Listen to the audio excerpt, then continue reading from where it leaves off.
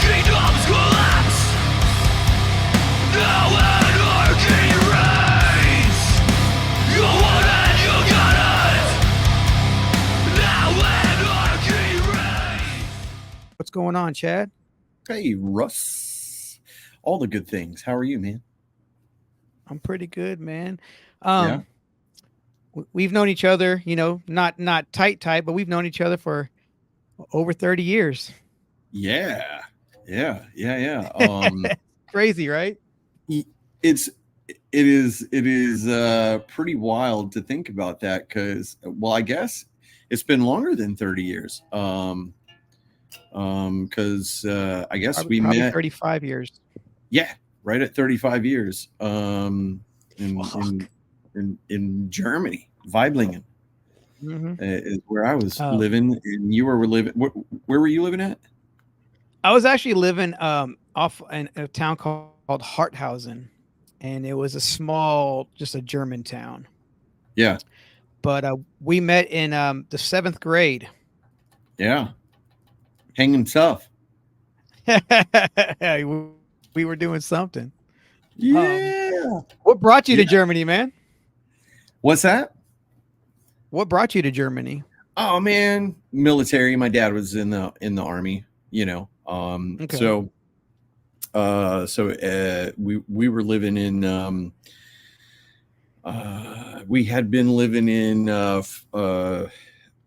Santa Rosa, Florida, or Holly, Navarre, Florida, and my dad was had got back in the military, and then we shipped right on over to Germany. Right after that, he started working over there, and he was over there, I guess, a few months before we got on a plane, and but he ended up finding a place for us to live in a town called Weiblingen, and it was probably about 35-40 minutes from Stuttgart. Okay. And yeah, that's where that started. Um, but man, what was the name of the place we were in Well, we school went at? to two different middle school. We went to two different middle schools because they moved us. That's We right, um we, we were going to middle school. We started at RB at Robinson Barracks, Robinson Barracks. and then we moved to that compound fucking looking building called Valdez Barracks. Valdez, the asbestos It looked like a ridden prison. prison. Yeah, yeah, Yep. we went to Yeah. school in a Yeah. prison. Yeah. It was fucking nuts, dude. That was a creepy I can't place, believe it. man. Yeah, that Fuck was yeah, a it was, creepy man. place. I can I can remember walking up those stairs right now and Yep. going down in that basement. Uh, Yep. yeah, that was Because where down all in the the asbestos basement, was falling off the walls. That was it was wild. what, 3 stories? Three Yeah, floors, 2 floors, 3 floors? yeah, Yeah. man. Um, Um, that was damn, I a can't believe wild they let us time. go to school there. Um, Creepy. so when I first met you, you were I've told you this, but I mentioned this to you one time, and you're like, nah. But you were an influence on what a lot of newer music that I had gotten into. I wasn't really into to kind of the rock world, the metal world, and that kind of stuff. When I first moved to Germany, I was kind of still into hip hop. I was into Yeah, LL and Fat Boys and Run DMC and that kind of shit. And sure. didn't really know much about the metal world. But before I'd met you, I met this kid. I could fucking see his name. I could see this kid's name, or I can't see his name. I can see his face right now. But he introduced me and got me a Black Flag tape first and a Misfits tape first. And Awesome. I was like, all right, that's pretty cool shit, not too shabby. And then I remember I met you, and I believe the first thing that you introduced me to was Suicidal Tendencies. That checks. Yeah, for sure. Um, yeah, man. So I guess around the age of 11 or so, when I was living in Florida, I mean, I had always listened to music, but nothing really substantial. Just your average listening to music or whatever. But when I lived in Florida, one of my best friends in the 6th grade. His name was Mike Everett, and I'm still buddies with him today, actually. Hell yeah. And but he and I were kind of the rockers in the school down there, and but we ended up just kind of diving headfirst into just straight up hair metal. Motley Crue is our favorite band. Yeah. Guns N' Roses hadn't really hit yet. It was Poison and just just Cinderella, all those things. Anything that our parents would kind of let us listen to, but but we're like, Yeah. I don't know about these dudes with all this makeup on, that kind of vibe. But then when I moved to Germany, um, I was really fortunate when I moved to Germany because we didn't live on the base. We lived on the economy. Yeah. And Yep. and where I got to move, I ended up becoming best friends with 3 other dudes that were in the apartment complexes right across from me.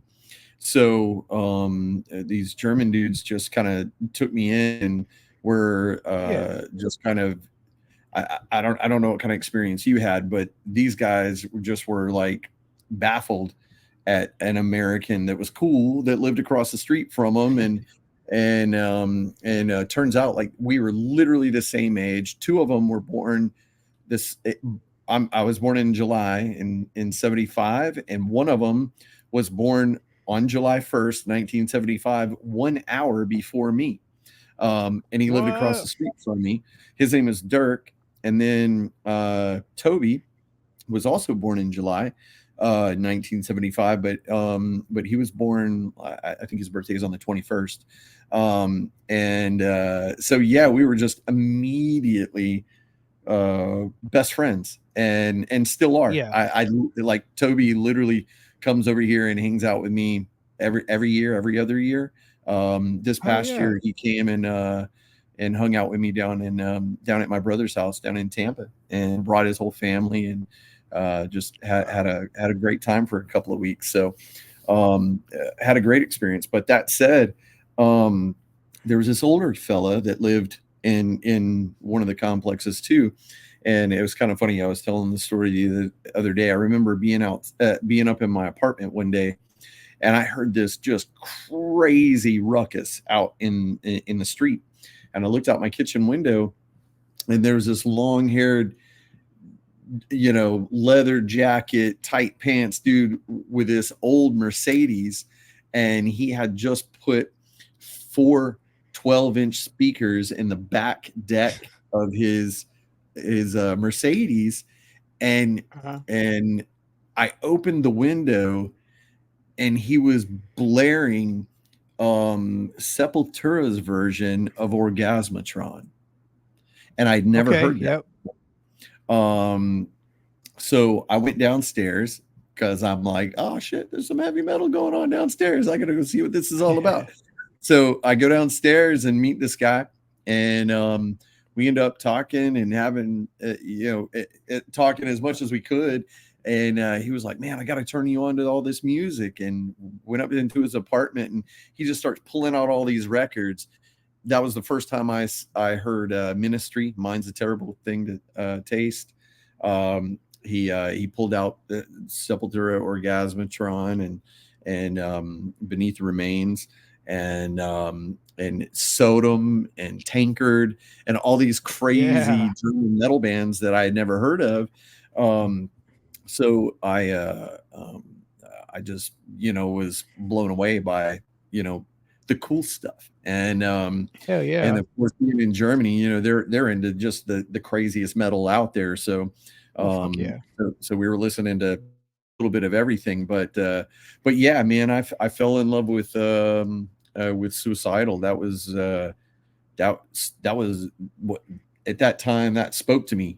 I was an angry Yeah. young teenager, and dad's off, in the war. He's over Yep. in Desert Shield and Desert Storm, and I don't know if I got a dad anymore, and life is crazy, and shit's going on. I wouldn't hear from him for months at a time, while he was Yeah. on duty. And um but yeah, suicidal was the thing. And I was just fell real heavy into that. And my go-tos were always Ice Cube, America's Most Uh-huh. Wanted, and anything suicidal. Join the army is, Yeah. fitting. So it's man, I wish I was doing this at my shop. I literally have. I'll send you a picture of it. Okay. I have a poster of a Join the Army tour poster that I ripped off of the bus stop in 1987. Wow. Like right outside my house. Because they would, I don't know how it was at your place, but at my house, like the bus stop was right down the street. And like I have posters of Ozzy from the what was the record with Crazy Babies? I know what Uh, you're talking about. the first Not record no, with not Zach no. Wild. Yeah, the Yeah, first not record no was rest Zach for the Wild. wicked. Yeah, No Rest for the Wicked. So I've got Yeah, that poster that I snatched off the bus wall, but my prized possession was that Suicidal joined the army with the tour dates. and you still Was have it. 1987. I still got it. My dad, uh, uh, when I moved out of the house, I had forgot that poster. It was in my closet, and to keep it from getting wrecked, my dad, to keep it from getting wrecked, he took it and he put it on a piece of wood and taped it like with clear tape all over the wood to make sure that I didn't Uh-huh. lose it. And that's at my print shop now. So yeah, That's man, pretty rad. I'm all into that. Well, So yeah. well, it's funny because like I before you even were saying about your dudes on the economy, I knew that. I remember you had that hookup because you lived off base and you had those dudes. Yeah, And if I'm not mistaken, I believe you brought one of those dudes to school one day with you or something. absolutely. Yeah. I Yeah. believe. I Um, brought Toby to school with me. Yeah. Yeah. But no, I remember because you would find out about different music than I was finding out about because I would just buy the magazines. And it's like, oh, Motley Crue, Skid Row, blah, blah, blah. But you're finding out Yeah. about these bands from Europe, like fucking Disneyland Yeah. After Dark and fucking Tankard and shit like that. And, Yeah. Yeah. Yeah. Electric Yeah. Boy, all that kind of shit, you know? Yeah. Yeah. Yeah. Um, It was crazy, man. Like I tell you, that was one thing that we all three of us really just dove into music really heavy. And I remember my first job was at I worked at a little convenience store on base. I want to say, Shopette? yeah, at a little shop at, Yeah. because my mom was running a Yeah. bookstore. and Yeah. By the and hospital. yeah, by the hospital. Yeah. And so yeah, I worked in that little shopette for the summer. And the goal was I wanted a black BC Rich Warlock. I was like, I gotta have a metal guitar. And so yeah, I saved my money and ended up going down to Stuttgart to Königstrasse and going to a guitar Uh-huh. store with my buddy Toby. And we went in with all the money I had and bought a little practice amp and or I wanted just an all black BC Rich Warlock because Slayer, Yeah. and but I got in there and they didn't have a all black one, but they had a black one with the crackle paint. So I got a Okay. black with white crackle. And I couldn't afford a guitar case. They sold me a guitar pedal, like a Metal Zone 3 guitar Okay. pedal, two cables, and this little bitty 110 practice combo amp. And man, I carried that guitar with no case. Um, like 45 minutes. I got on the train and sat on the train, hoping nobody was going to steal it and beat me up. And somehow we got home, and that's when I started playing guitar. So yeah. Uh, it's crazy because I I didn't get any instruments until I moved back to stateside. I got a bass, but at that point in my life, I was like, I'll never play an instrument or anything. I just couldn't fucking figure it out. I didn't have nobody that played instruments and shit, or was into the same stuff I was into. Anyway, Yeah. besides that, so you were in Germany till when? I moved back here in 90, let's see, 91. Okay, So I was over there 87, 88, 89, 90, and I moved back here in 91. And my okay. parents are originally from Georgia. So, uh, All right. after Desert Storm and Desert Shield, my dad was done with the military, so he just got out. He didn't want anything to do with it anymore. So he got out, and we moved back here, and I went to high school and just did all the things. And uh, about about a week into me being here, I met a guy that was an aspiring drummer at the same school.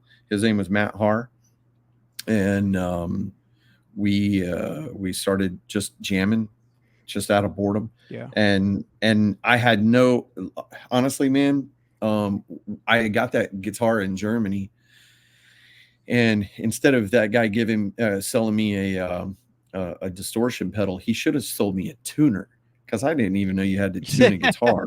I mean, I had Fuck that no. guitar for a year and couldn't figure out how to play a song because I didn't know you were supposed to tune it. I just couldn't connect the dots. And obviously, being in Germany, it's not like we had YouTube or anything, Oh and hell no. I didn't have any other musicians around me. I just wanted a cool guitar, so I bought one.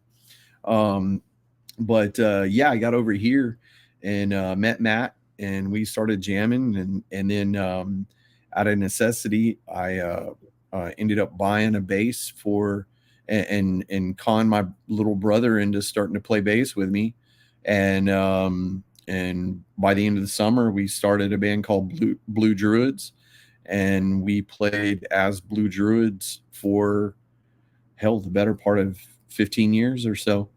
Yeah. Wow, wow, Put wow. out a couple records, and um but uh I found a great social circle Wow. in that little town of Griffin. Um and I'm still great friends with probably 30 people that just on a daily, like we have a really great friend scene here. So been really fortunate with You that. you said your brother, is that Russell? Yeah, yeah, yeah, yeah. So He I for some reason I thought he was older. I thought he was older for some reason. Nah, He's younger. he's a year and a half younger than me. Yeah, Okay, okay, almost okay. 2 years. Yeah. So he started playing with me, and he's my best friend, and we talk all the time, and but life happens, and he ended up getting a great opportunity to move to Tampa, and fast forward, he owns an amazing tattoo shop in Tampa called Heart Tattoo, and him and a good friend of his, Squire, and yeah, it's really awesome. He's got a wonderful family, and I got an awesome niece down there who's an Hell yeah. amazing bass player. She just turned 10, and Wow. she's playing. Um, she is playing actually tomorrow. She has a concert tomorrow. She is fluent in ukulele, in Wow. piano, bass, and singing. And it's crazy because she's about as good as I am.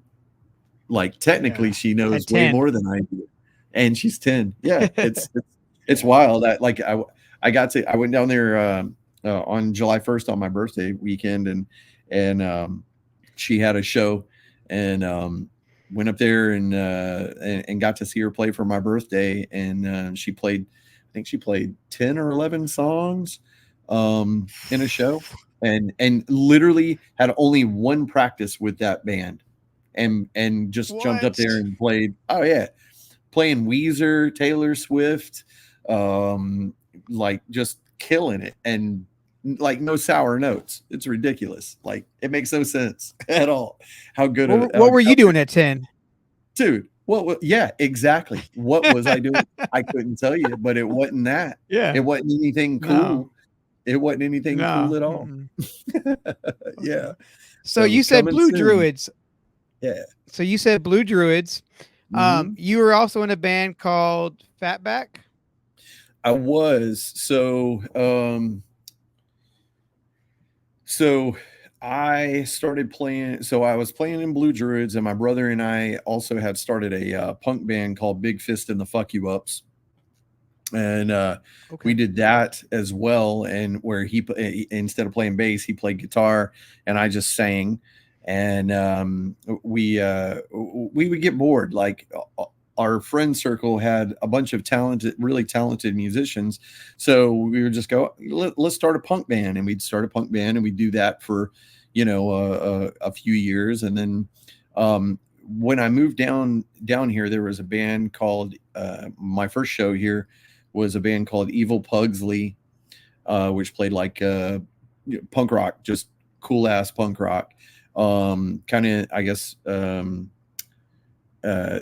it was Evil Pugsley, and a band called Hidden Agenda, a band called Fatback. Ended up when Evil Pugsley broke up, Fatback started, and they were a great, honestly, one of my biggest influences still to this day is Fatback. I'll have to sing you some tunes. I'd love for you to check it out. Cool.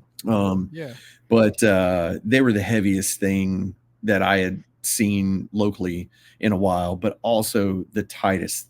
It was Danny Pascal, Joe Pascal played drums, Danny Pascal played bass and sang, and this guy named Chris Phillips that played guitar and sang.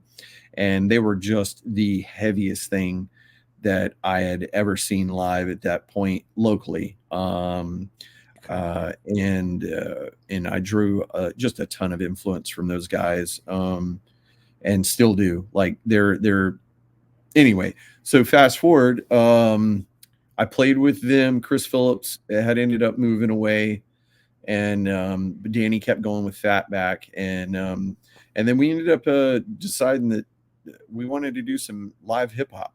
So we started playing live hip hop, and it was my drummer Vin from Blue Druids, and he played guitar in BFFYU. He and I were best friends for the better part of 20 years. He passed away a few years back, but we did a hip hop live hip hop band, and just played so many shows, and did like just on the radio, did TV stuff, did just all kinds of stuff with that. And where I met Steve Saunderson, who's still one of my best friends to this day, and Boondock Syndicates. Yeah, doing Boondock Syndicate. Yeah, and then through that, Steve and I started managing a hip hop group called Boondock Syndicate. We did that for quite a few years, and military kind of broke that up. Those guys were all in the military, so that really? kind of disbanded. Yeah. Tori was kind of the head of that project for the most part, and he ended up getting stationed out in Wyoming.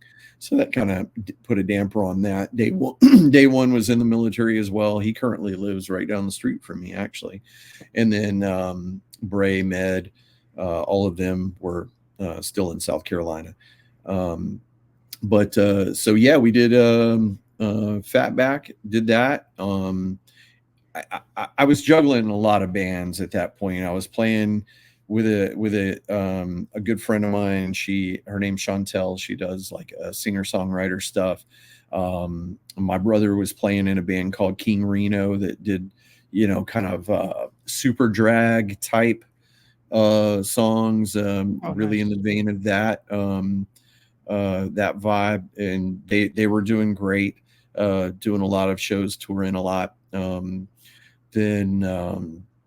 Man, what else was I involved in?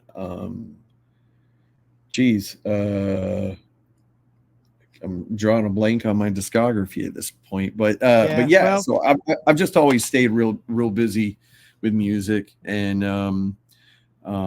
people got families and went to college and did all the things, oh yeah, and I just wanted to play music. So Blue Druids went on a couple of month tour, did that, and then my brother moved, and then just life happening and doing all the for things. sure. And fast forward, I did take a break from music for a while, just life happening, and but then I couldn't realize just trying to figure out why I was angry all the time, and then realized, oh yeah, it's because I'm not playing music. So we got to jump back into that. So I was a singer of a ska punk band for a while called Catastrophe, which was fun. Okay.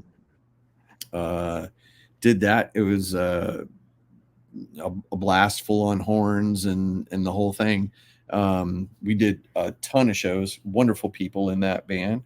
Um, then I ended up starting a record label called Sex Sells Records, and Okay. I remember that. put out a compilation CD. Was actually the one of the first CDs to come out of that area.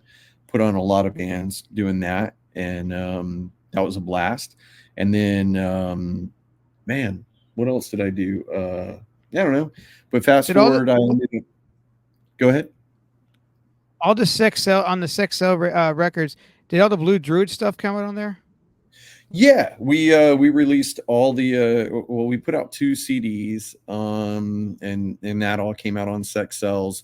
King Reno CD came out on Sex Cells, Fatback on Sex Cells. We did a compilation with a hip hop compilation CD that we had put out called Third Coast the City, with Steve, and it had just followed the same format as the first Sex Cells compilation. Back in the day, remember when compilations were the shit? Like, Yep, those are the thing. Mhm. yeah, man, when Fat Records was putting them out, like all the punk bands were putting out compilations, and I it mean, that's just how made you a lot. found out about music.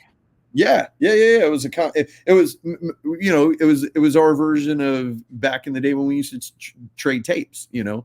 Yep. So we started doing that, and it was a lot of fun. Um, but yeah, we did that, and had a blast doing that, and never made any money, but it always paid for itself. It was a lot of fun, and Oh yeah. gave bands a chance to be on a CD way back in the day. It was 25, 30 years ago, whatever.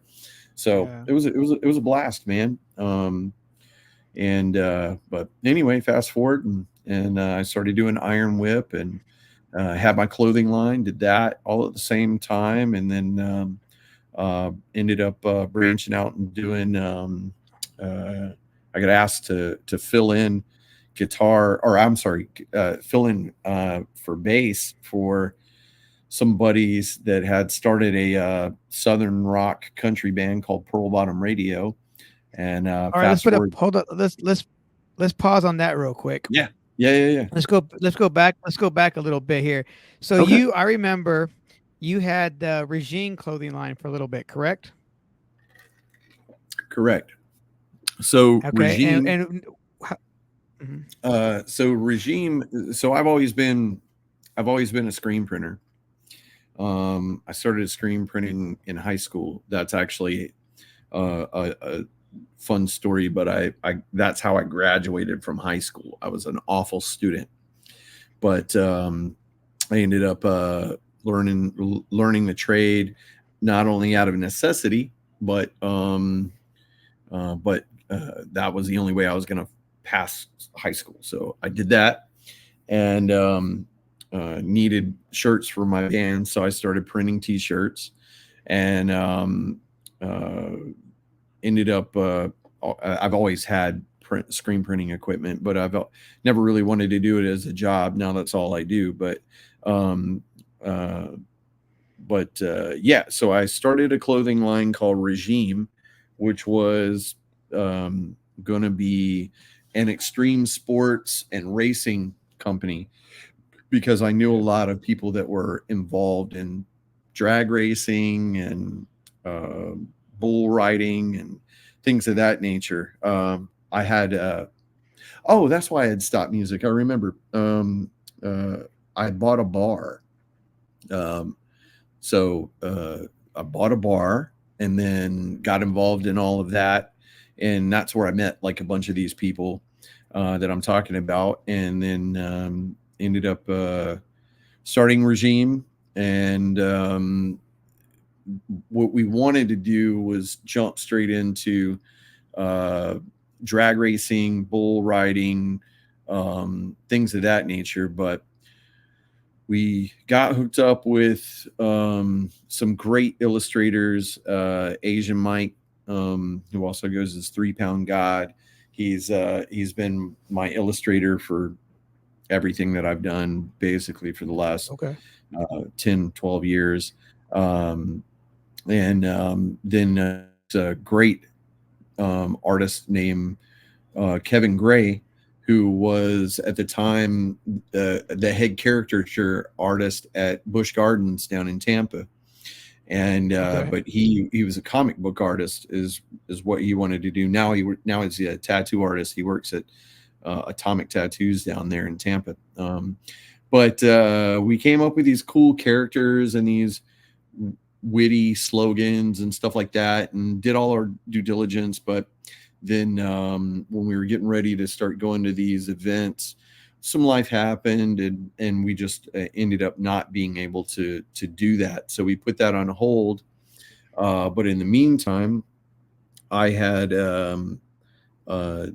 came up with an idea that I wanted to start a clothing line that represented the South without a rebel flag on it, because I'm just not down with all that madness. So I ended up starting a clothing line called Southern as Fuck, and it was basically based around building a community that was proud to be from the South without all the racial connotation, and Yeah.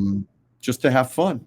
And we did that for a better part of 8 years, and did a lot of touring and traveled all over selling shirts. But our goal across the board was to support local music. And what we would do is we would go to these events. Well, not only did I print shirts for these bands that were on tour, but I would also go and set up at their shows, and I would be their merch guy for free. And I would print their shirts. I would sell their shirts for them for free.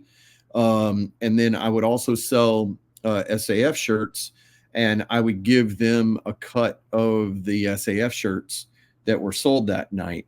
And SAF shirts always, for just because of what it was, SAF shirts generally always outsold everybody's shirts there. So the bands always walked out with a grip of cash that they wouldn't have normally made. Plus, I would give them a break on printing their shirts because they were working with me, and then they would get me in boot to be their merch guy for the night. So, Yeah. so the band, it was honestly, it was a way for me to support music. It was a way for me to, and at the time, I really wasn't in a band. I wasn't playing with anybody when I first started it. So it was also a way for me to be in the community without having to rely on other people. So I just Yeah. kind of made my own blueprint and got out there and was able to socialize and have fun and support the scene, and help create a little bit of a community for a short amount of time. That was a lot of fun, and did Yeah. that, and had fun with that. But then when it just got to where I wouldn't I had a hard time selling shirts to people that it became a battle that I just didn't want to fight anymore. It was always having to explain what it was, why I was doing it, what sense does it made, and people didn't really understand it. And when COVID hit, obviously clubs shut down, venues shut down. We didn't know if Yeah, we were going to be able to do it anymore. And I didn't like selling shirts online. I liked selling shirts face to face because I didn't want the wrong people buying my shirt thinking it was something that it was not. And for sure. so I just got tired of it, to be honest. And then so I stopped doing that and just focused Well, solely on screen printing. So yeah. Well, I will say this. I thought all the stuff that you put out with even the early regime stuff was pretty. That shit looked dope. But all the Thanks. Southern as fuck stuff, that stuff. I mean, there was so many dope ass designs that you did, and I've got quite a few. I didn't realize how much I of designs that I have of yours in there, and every time I wear it though around here, because it's the South, everyone's like, "Man, that's a pretty cool fucking shirt. Where'd you get that?" I was like, "Well, Yeah. homie did it." Of course, I don't believe he's doing it anymore, but it was a company he was running, and I was lucky enough Yeah. to get some of this stuff. I still wear the hat with I have the hat with the flip bill with the says Southern as fuck. I Yeah. still wear that Yeah. Yeah. Yeah. often. Dude, that was what was so cool about it, right? You could walk in. I man, like the people that really got it, they got it. And it was really cool because you could wear one of those shirts down into Atlanta, and you could walk into the Masquerade or any of the shows like the Earl, the 529. You could walk into a bar, and somebody in that bar is going to know what that SAF shirt and who and what it was, right? And it was just a lot of fun, man. And it was like, even if you didn't know the people, you instantly had a connection with that person because they had a shirt at home too. And Yeah. I remember one guy would hit me up and he was like, man, I was wearing my SAF shirt. I walked into a bar and the bar back was wearing an SAF shirt too. And he immediately pointed me out and sat me down and bought me a drink. And now we're best friends, that kind of, it was just cool to have that kind of connection.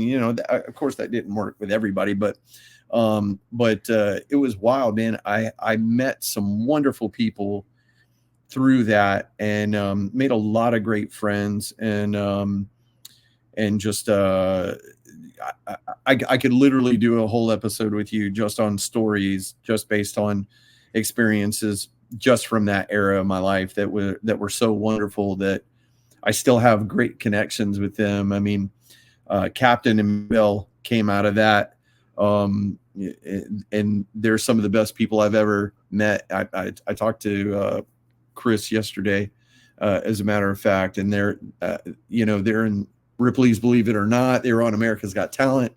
They're the best sideshow couple in the world. They've been in movies. And they tour. They literally just went to Chicago today. They're touring around with Villain Arts doing. They host all of those big tattoo conventions year round, and Chris is still managing Sink or Swim tattoos and piercings up in Atlanta, or sorry, Sandy Springs, wherever it's at. I can't remember, but I just have so many wonderful friends and memories from that era that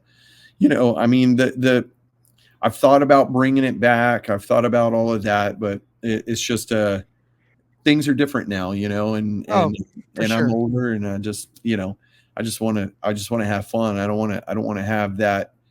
I don't have that punk rock in me anymore. You know what I mean? I'm not dying on that hill. You know what I'm saying? So, Yeah, I got you. I understand. yeah. But I remember one time you messaged me and you're like, "Hey man, it was a Wikipedia page. It was the bass player, the guitar player from Mastodon, and Yeah. the default picture was him wearing an SAF shirt because it had Yeah. on the sleeves." And I was like, Yeah. That picture is no longer there though. They have now changed the picture. Right on. Well, I'll tell you something else that's cool too. So, Troy, the Mastodon guys are just the nicest guys ever, right? And they're the coolest rock star, not rock star folks I've ever met. And yeah. and Troy, so actually, let me rewind a little bit. So Kyle Sanders, who is currently the bass player for Kerry King band, Oh, okay, and cool. at the time was playing with Hell Yeah. I had, or a buddy of mine was going to. He has a pool party every year for his family and close friends, and I had a buddy that was going, and I was like, you know what? I'm going to give you a bag full, because I didn't know the Mastodon guys at the time. I was like, I'm going to give you a bag full of SAF shirts, and if you would just take them up and give them to them, and if they want to wear them, cool. If they don't, that's cool too. But take them and give them to them, and they did. And next thing I know, I saw Troy on a live show on YouTube wearing my shirt. Fast forward, he was just the sweetest guy. And he wore a SAF shirt for the better part of 3 or 4 years, man. And at one point, the Hard Rock Cafe out in Vegas put a display, a Mastodon display out at the Hard Rock Cafe out there, and they were all asked to give an item of clothing for the display, and Troy gave them one of his SAF shirts, and it stayed on display out there for, I think, a few years, if I'm not mistaken, which was super cool. And then when they got nominated for the Grammy, he wore it to the Grammys too, and I was like, "Oh man, I printed that in my garage." I printed that in my garage. That's so cool. Yeah, man. And then you got Kyle, who, hell, half of his career with Hell Yeah, he was wearing an SAF shirt. I mean, just the nicest guy. I was texting with him a couple of days ago too. I mean, they're just that whole family. Darren, I don't know if you're familiar with Darren, one of the other Sanders brothers, but he's like one of the bet. I don't even know Darren, to be honest. I'm an acquaintance with him just in passing. Gotcha. But he's one of the hardest working roadies on earth. I think currently he's on tour with Mastodon, Lamb of God, and Kerry King as well. But he works with everybody from Slipknot to everybody. But they're just the sweetest family, man. I got to meet their mom. Yeah, I got to meet their mom and dad at center stage at Hell Yeah one time, and their mom and dad's awesome folks too, man. Just I couldn't meet a better group of people. Yeah, it's cool. Hell yeah. So yeah, man. So that answers my question on what happened to Southern as fuck. But I agree with you. I understand what you're talking about, man. It's different times these days, and you don't need the headache. You don't need that headache, and just move on. And there's it also turned into, there's a lot of people see things people see something that's making money, and then they take it to another. I was at home one night a few years back, and somebody was at a Seven Dust concert, and there was a vendor set up, and they were selling Southern as fuck shirts at a Seven Dust show in Atlanta. And the guy, somebody walked up, and actually I had like 3 people hit me up that night, and we're like, "Hey man, are these shirts? Is this you?" And I was like, "What?" And they sent me a picture, and I was like, "Nah, that ain't me. I don't know who that is." And so that guy got run through the ringer, because all those people went over there and was like, "What are you doing? This isn't you. This is Chad stuff. What are you doing?" Yep. And the guy was like, "What are you talking about?" He pretended like he didn't know who I was. And like, come on, man. It's okay. Just don't pretend like you don't know. I've been running the scene with SAF shirts for the better part of 8 years. Come on, man. You know who I am. It's okay. But Yeah, I anyway, was just about to ask you about that. If you got, if anybody bootlegged you, like all the said time. that. I mean, made their own shit. It's kind of like the Well, same thing with Met Syndicate. I mean, he gets bootlegged all the time on yeah, websites. You see these shirts up, and he's like, and you'll see they'll print these shirts, and he always puts like a little watermark on all his designs, and you'll see them print the shirts with the watermarks on it because I don't see it. But I'm just like, but yeah. everybody's trying to make a You can dollar go because on. somebody else is making a dollar. Yeah, man, you can go on Amazon right now, and there's Amazon Southern as fuck shirts right now. Yeah. But they You all got a you rebel can't you flag could on. you should have trademarked. Oh, fuck that. Well, I did trademark But Southern as fuck. I have the paperwork in my closet. I trademarked yeah, Southern as fuck, but I just, you know, I don't care, man. yeah. It's neither here nor there. But yeah, I've got the paperwork in my closet. I trademarked that. Actually, as soon as I'm a big fan of Fucked, Fuct, the clothing line. Yep. Mm-hmm. Um, Mm-hmm. and Eric Brunetti is responsible for the word fuck being trademarkable now. Because before you couldn't, it was the government wouldn't recognize it as something you could trademark. I obviously can't trademark the word fuck, but I could trademark Yeah. now because of him the words Southern as fuck together as a clothing line. And yeah, I own that trademark. So yeah, whatever. I actually have some FUCT shirts. I was going through my shirts because I was trying to look for some of your old stuff and the Iron Whip shirt, and Yeah. and I found some of my old FUCT shirts, but they're like XXLs and shit. Because when I used to skateboard, they're all baggy and shit, you know. Right, right, But I right, bet you right, right. I could probably sell them for some money though. Oh yeah, for sure, Yeah. man. All that Yeah. all that old school Brunetti stuff, man. That all of that stuff is worth Mhm. money back in the day for sure. That dude's still running Because strong.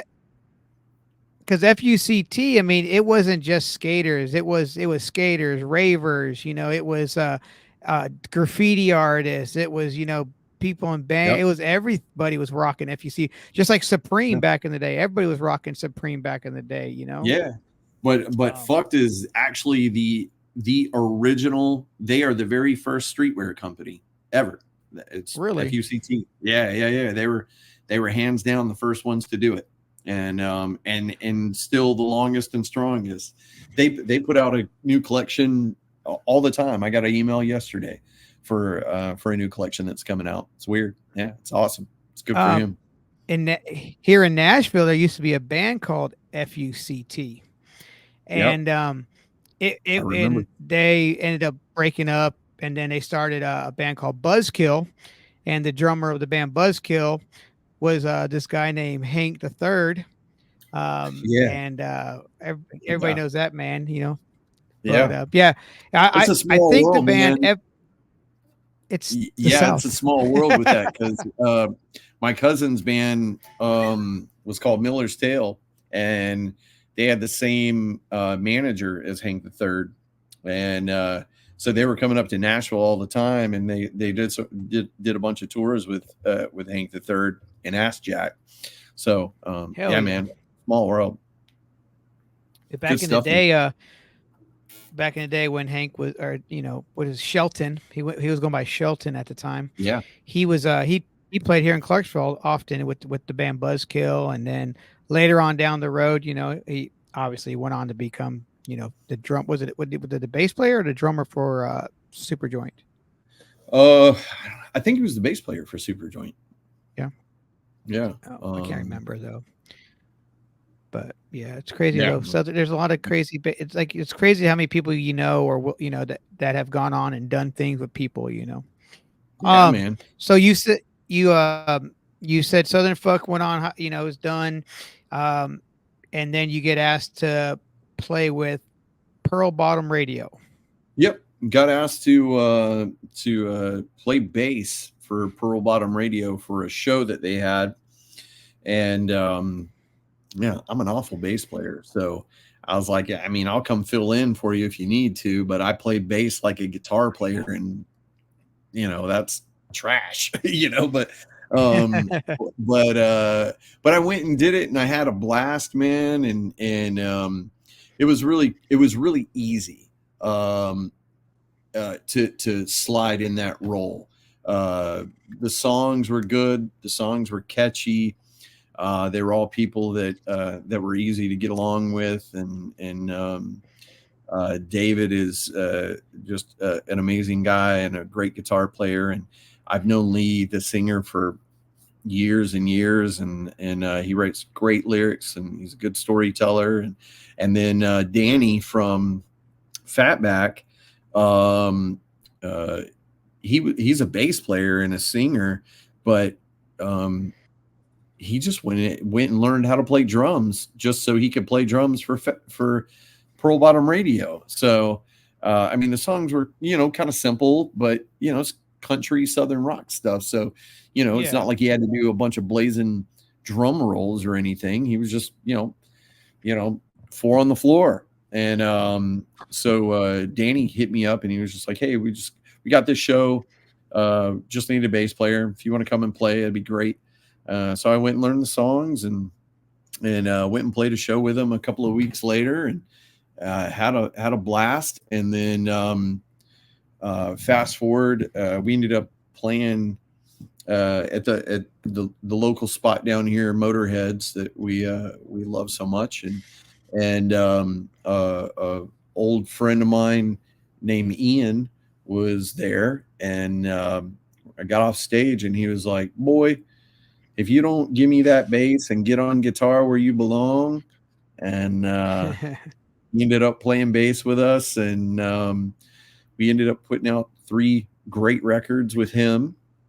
And then he ended up leaving a little over a year ago, and the band's still going, but COVID happened. Yeah. So we had to shift gears with all of that. But so we have a new bass player now, who is somebody else that I went to high school with. His name's Blake. And then I was doing in between all that, I was still playing with Iron Whip, but Iron Whip wasn't really wasn't able to play as much as I wanted to. And our bass player Alan, he ended up he's got a union job, so he ended up getting a pretty sweet gig that took up a lot of his time, so he just didn't have time for it. So Iron Whip kind of fell apart, and then Terry and I started playing with Ian to do a new project, and which ended up being Curse Dealer. And then Terry couldn't really commit to any touring or anything like that, so we ended up getting one of a guy named Tyler Davis, who was in a band with Ian a few years back. Who he had a band called Skies Fall and another band called Accelerant, and he had just moved back and he wasn't really doing anything. So Tyler jumped on board, and we started Curse Dealer, and now we have Josh Jones from Be It the Means playing with us. So it's gonna get pretty wild and fun. So yeah, that's kind of where we're at. So Curse Dealer, how long is this? Like, when did you come up with this because this is obviously something that you wanted to, is this like this band was your idea, Curse Dealer, or is it a group of y'all together? So again, I love playing with Pearl Bottom Radio, but my heart's always been in metal, right? So not stopping playing with Pearl Bottom Radio. I really love playing those songs with those guys, and we get a lot of great shows. We're playing. We've got a show in September 20th at Falcons Fury Harley Davidson, doing their big anniversary party, which is always huge. Then we've got November. We're playing at the Big House down in Macon. Are you familiar with the Big House at all?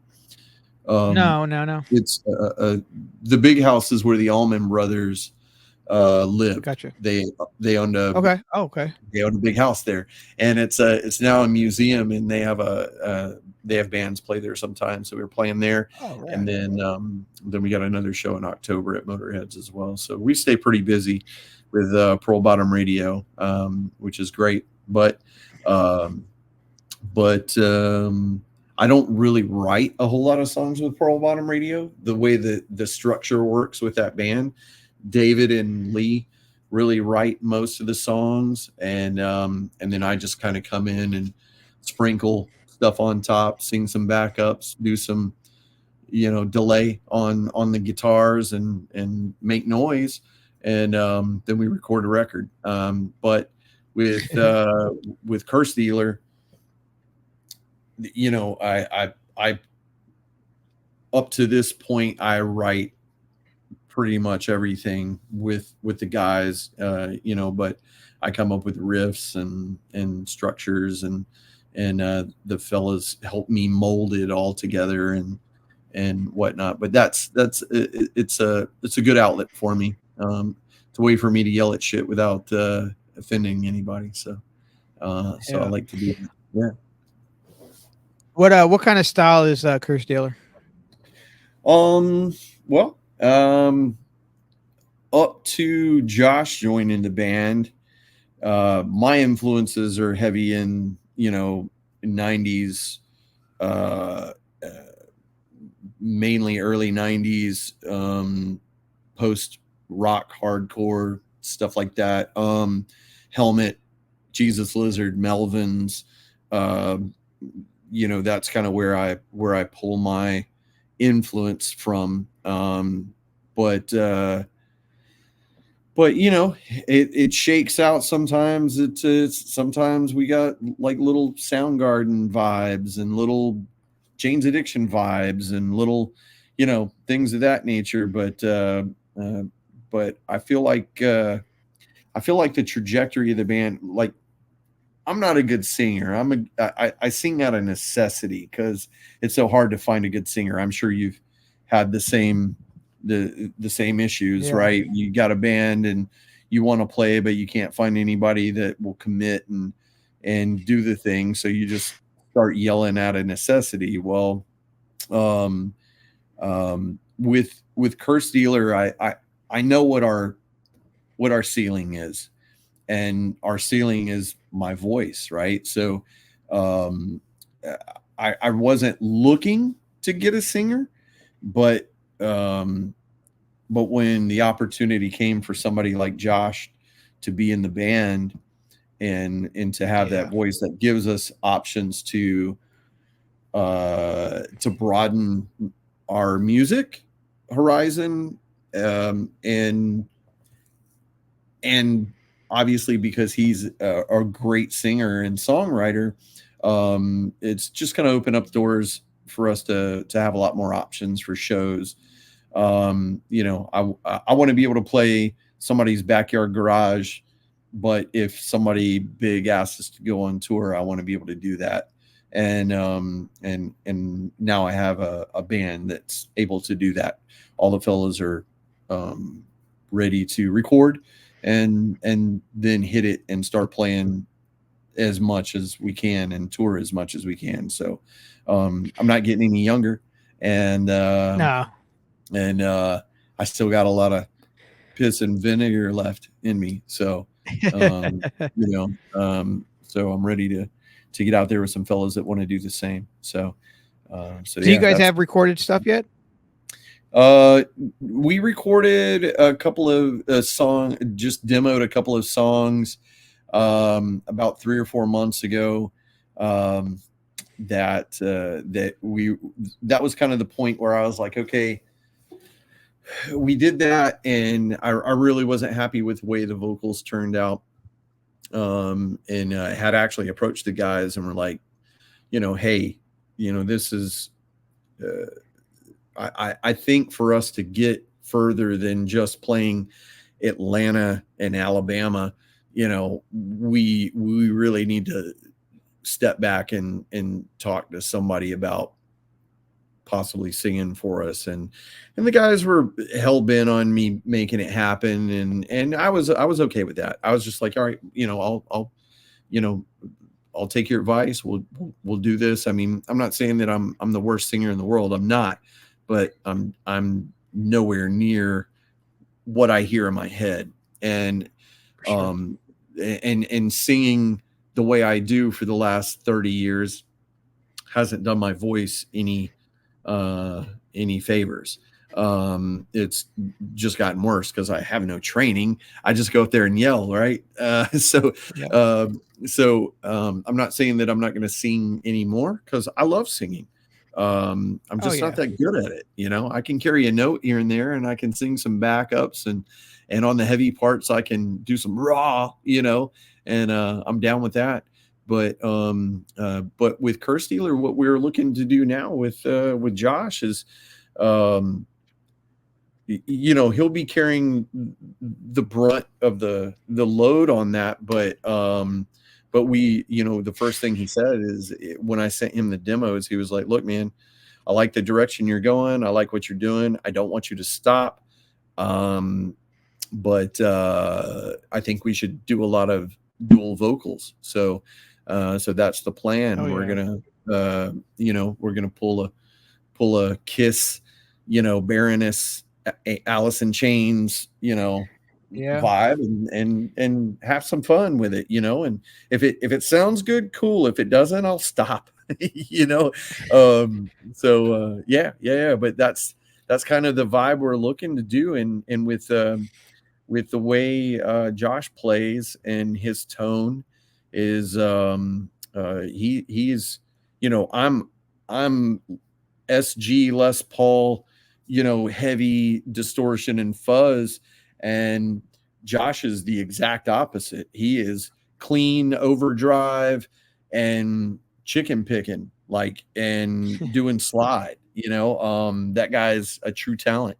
And but when we put them both together, we're covering a vast dynamic sonically that it's just a blast. And then Ian is such a great bass player, and Tyler's such a good drummer, and Ian has a lot of crazy pedals, and he broke out and started playing bass six on a couple songs, and so we've just got like a, you know, a large palette, and we're really excited to see what shakes out. So the plan right now, as far as that goes, is, you know, Josh is going to start coming over, and we're going to start writing really fast, and we hope to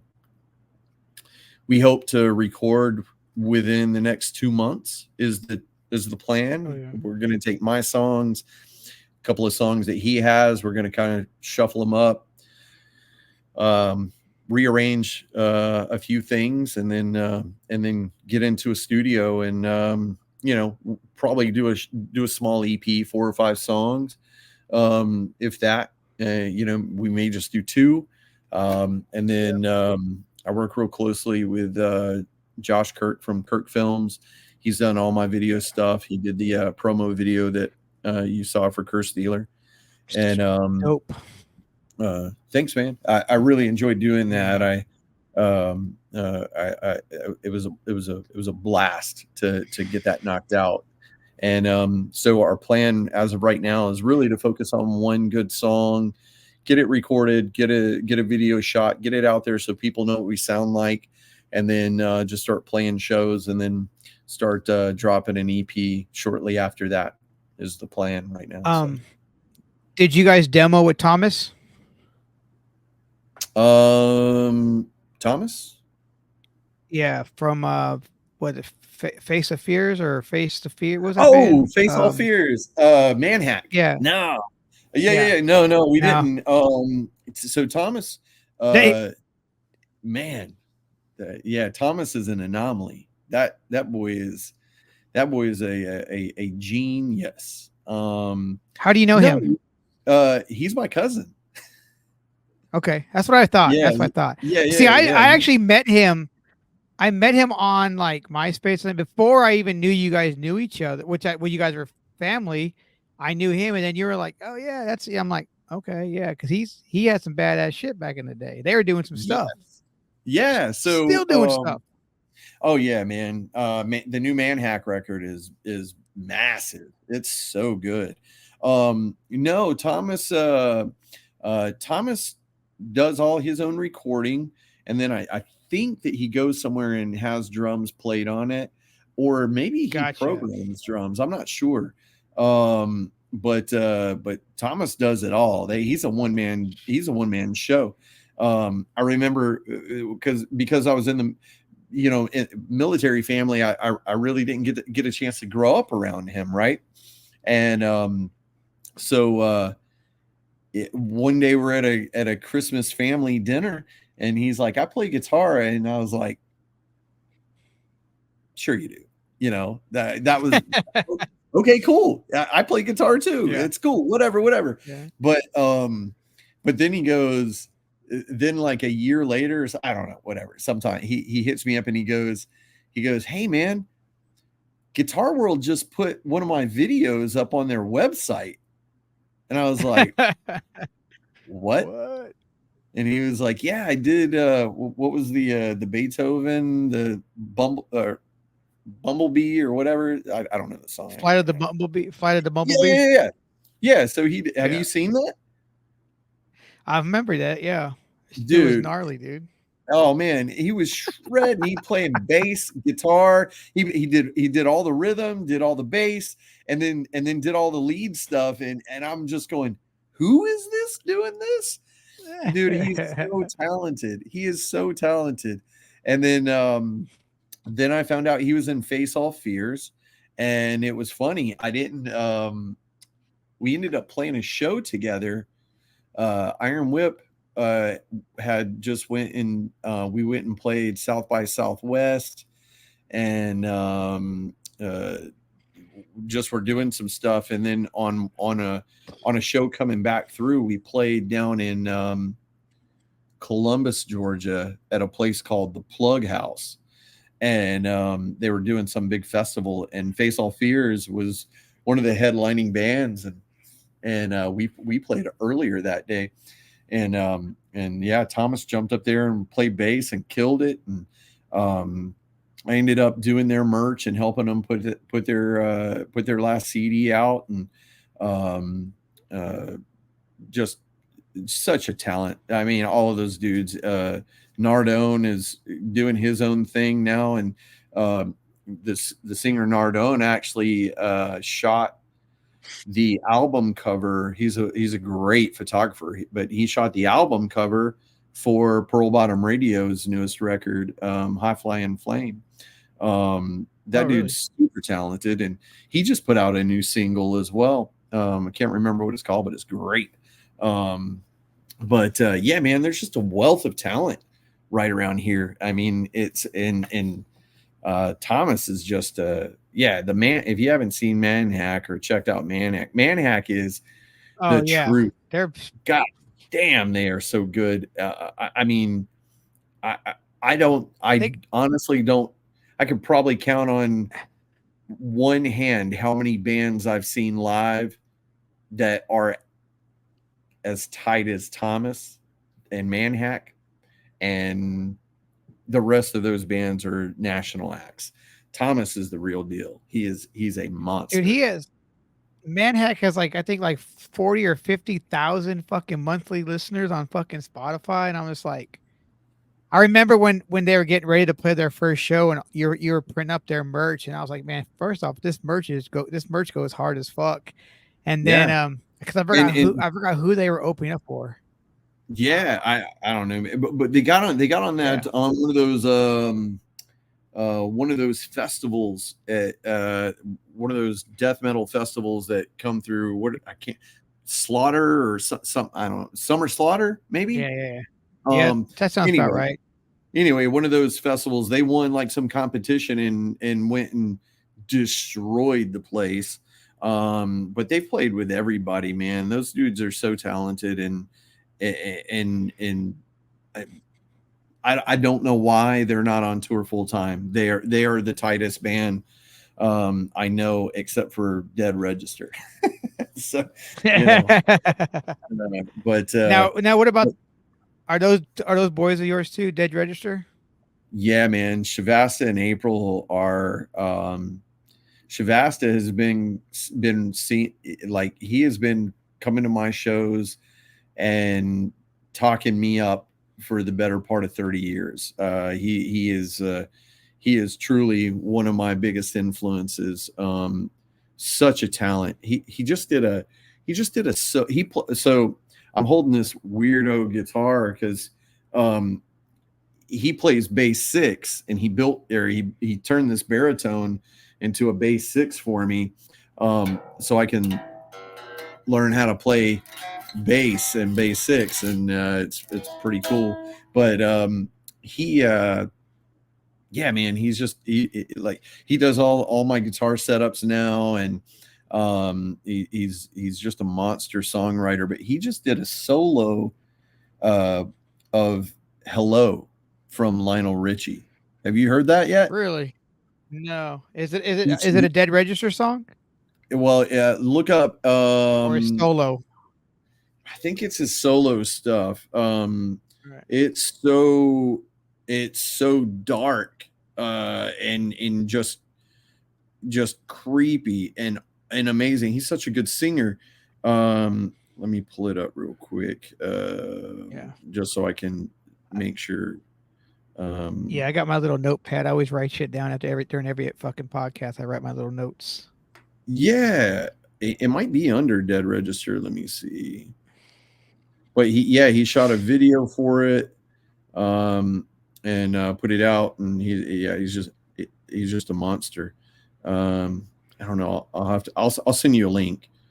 Yeah. When I find it. But anyway, yeah, Dead Register are like stadium ready band, and just can't seem to just haven't talked to the right person yet. I don't know what's going on with them, but they're absolutely one of the best bands I've ever heard in my life, and not just because they're friends of mine, but they're the heaviest band in the world with no guitar. Wow. Yeah, it's Yeah. his wife Avril. She plays keys and holds down all the low end, and Shavasta plays bass six and 4-string bass, and then they got a drummer. And just if you like Typo Negative, Neurosis, The Cure, he slammed all of that together and just creates the most beautiful songs, yeah. man. But yeah, they're great. I help them as much as I can. Atlanta has a bunch of fucking great bands that come out of that area. You know, I mean, Yeah. didn't that band Whores come from out of there? Yeah, Horrors, Christian, Yeah. and Horrors is from there. So their original drummer, well, not the original, but Travis Owen is a great friend of mine, and he used to play in my other cousin's band, Miller's Tale, the band that I said that went and did stuff with Hank the Third. Travis was the drummer for them, and he helped push Whores and put out, I think, I want to say he was on the first 2 EPs for Whores, and then he left Whores and was the full-time drummer for Weed Eater, and was with them nice. for I guess about 7 or 8 years, and then he quit playing for them. He opened up a awesome hot rod shop in East Atlanta called Village Garage and Custom, where he's got a really successful mechanic shop up there. So he does that. Oh yeah. But yeah, Horrors, they just put out a new record that's killer. And have you, speaking of Horrors, so Casey Maxwell, the bass player for Horrors, he used to also be in one of the baddest bands to ever hit the Southeast, and they were called the Letters Organize. If you were into like At the Drive-In or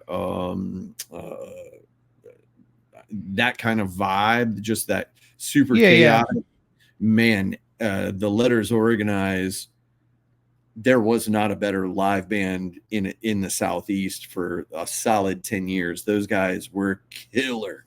But Casey was the guitar player for them, and now he's the bass player for Horde. So man, I got so much talent here. I got the first two horrors albums on vinyl, and I got a 7-inch as well.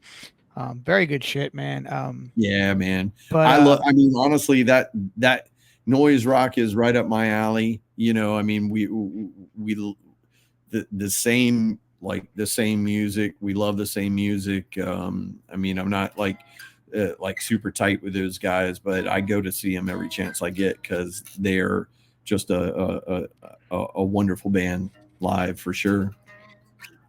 do you remember the local? There's some hardcore bands from that area back in the day. Back in probably I'm gonna say probably early to mid 2000. There was the crime scene. Uh-uh. You remember those dudes? There was No, about like fucking. It was like they were like the. I said they were like the Wu Tang of hardcore because they had like three different singers. They had like all these fucking dudes on stage, but they're from down that way. And then my homie, they had a band called. There's another band called Of Legend. You remember them? that name sounds very familiar. Yeah, they were from around the way.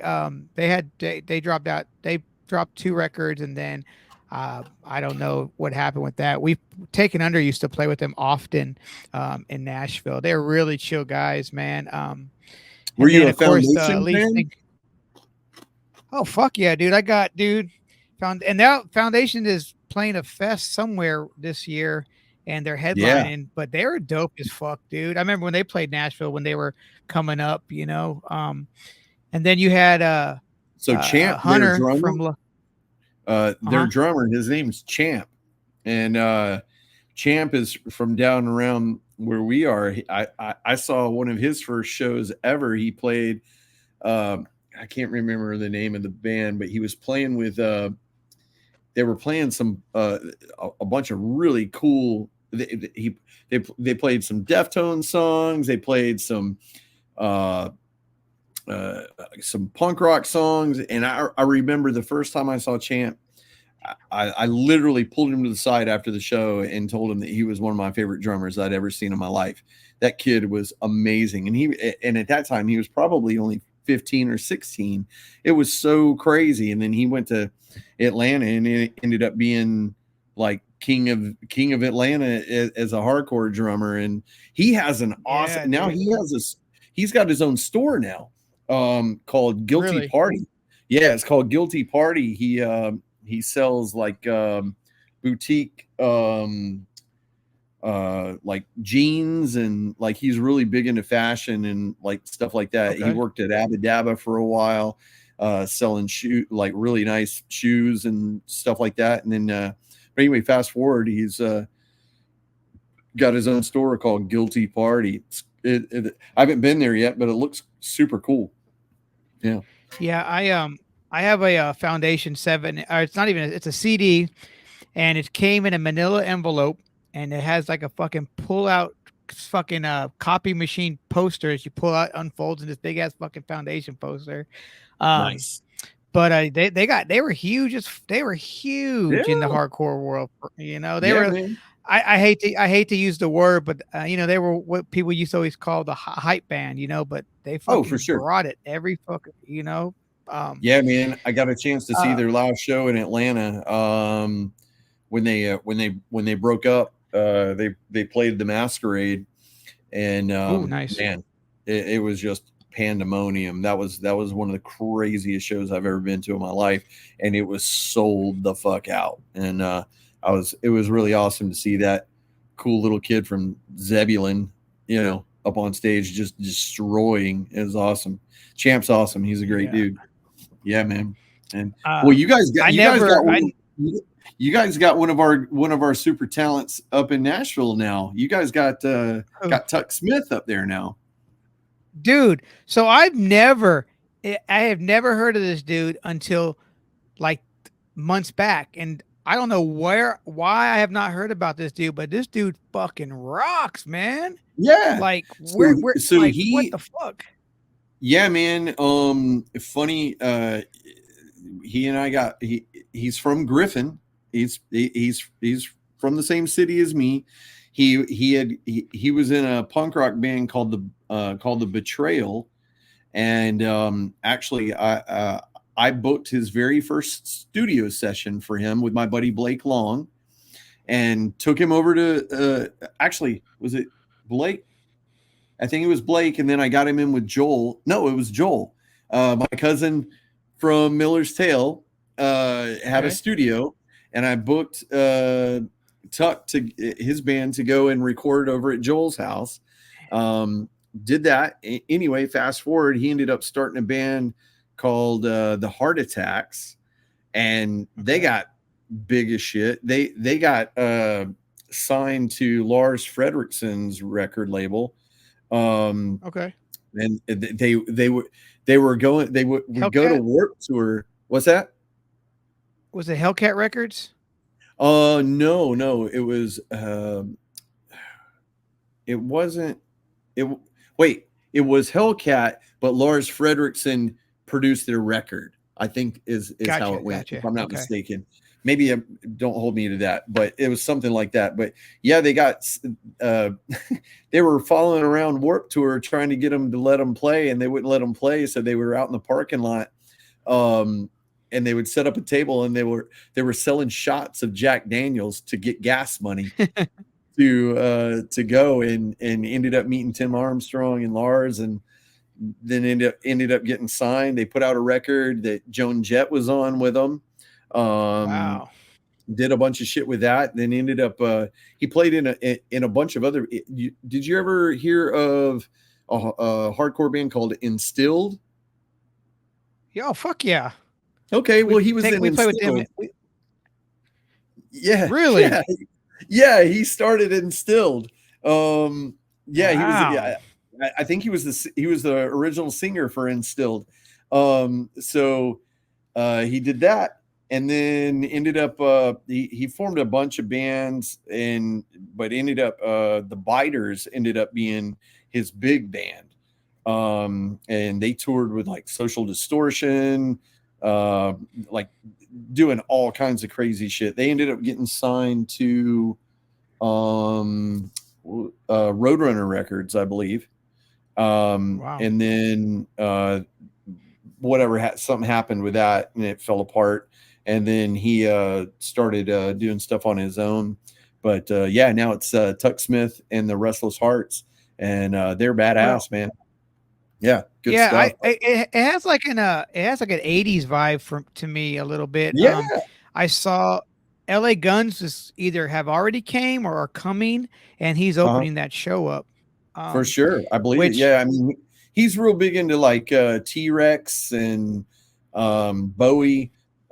He's real big into that scene. Cheap Trick, like that's all, like he is all about 70s rock, and he's killing it. He's putting out some great stuff. I just saw that he got taking pre-orders for his record, and then I saw where he's playing is it France or the UK coming up here soon? He got a tour coming out. He's got a tour coming up in the UK. Yeah, man.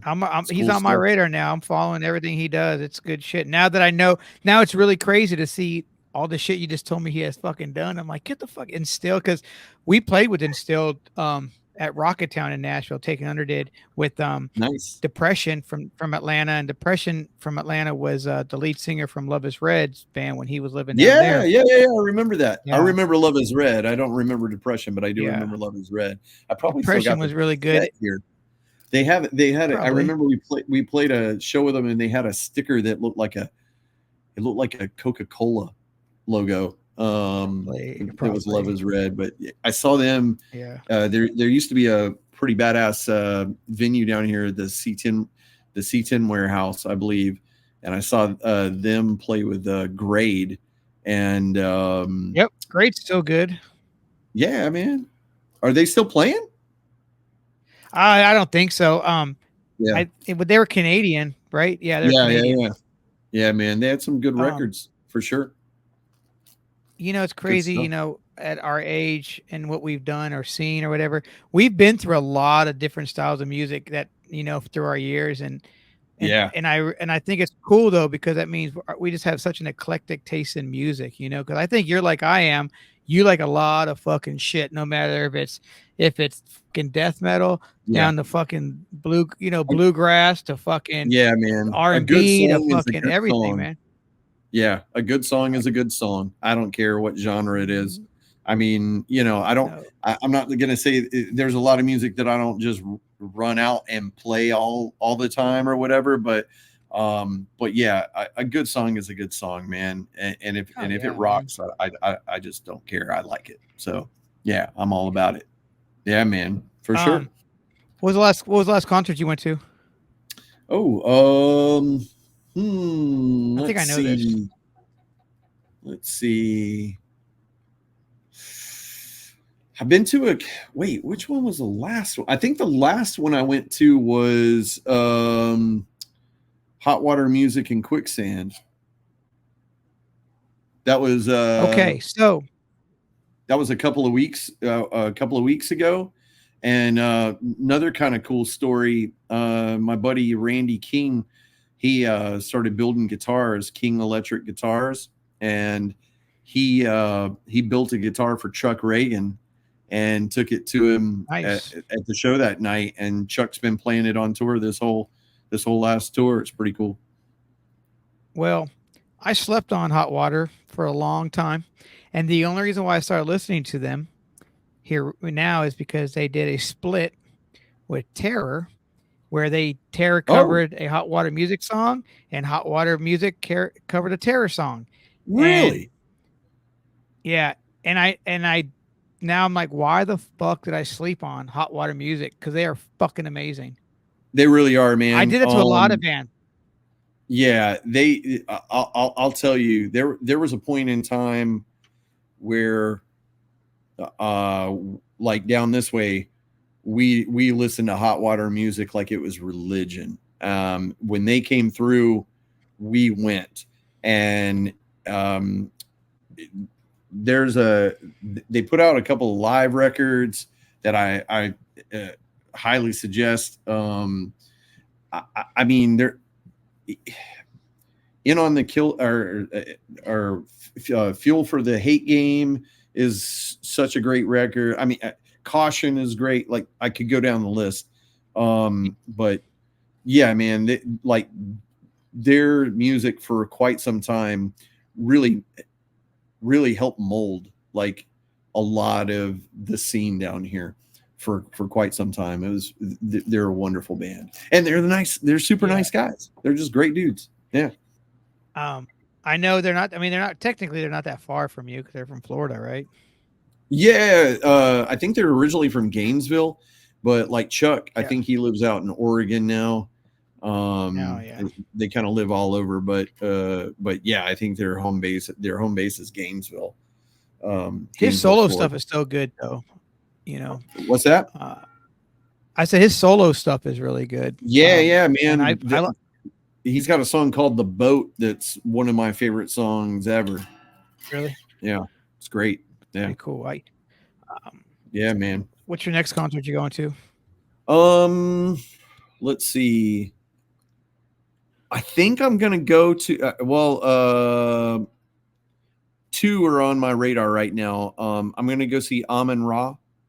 They're playing at Variety Playhouse, and then I'm gonna go see the Jesus Lizard at the Variety Playhouse. Fuck yeah, dude. But Amun Ra don't come over here very often, so I am really excited. Will Fiore is a great friend of mine, and he works with me at my print shop, and he's like, did you ever hear the band Zoroaster? Mm-mm. They were How do you spell that? Zororaster. I think Zoroaster. Don't kill me, Will, if I spelled that wrong.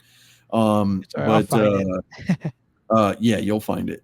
But they were one of the biggest bands in Atlanta for a long time. They're and hands down the loudest band in Atlanta for sure. But Brent plays. He's got a band that he's been in for a while called Order of the Owl. Yeah. Anyway, Yeah. okay, so if you dig Order of the Owl, that's where they came from, Zoroaster. Okay. But they used to tour, they were signed, did all the things. But Will turns me on to a lot of awesome music, and he turned me on to Amin Ra a little over a year ago, and I listen to them all the time now. They're awesome, but yeah, they're coming. So that I think that that's going to be my next show. That's on September 21st. So Yeah, I'm going to see that. Yeah, but I'm thinking. did you get a I'm gonna chance to go see think. Botch?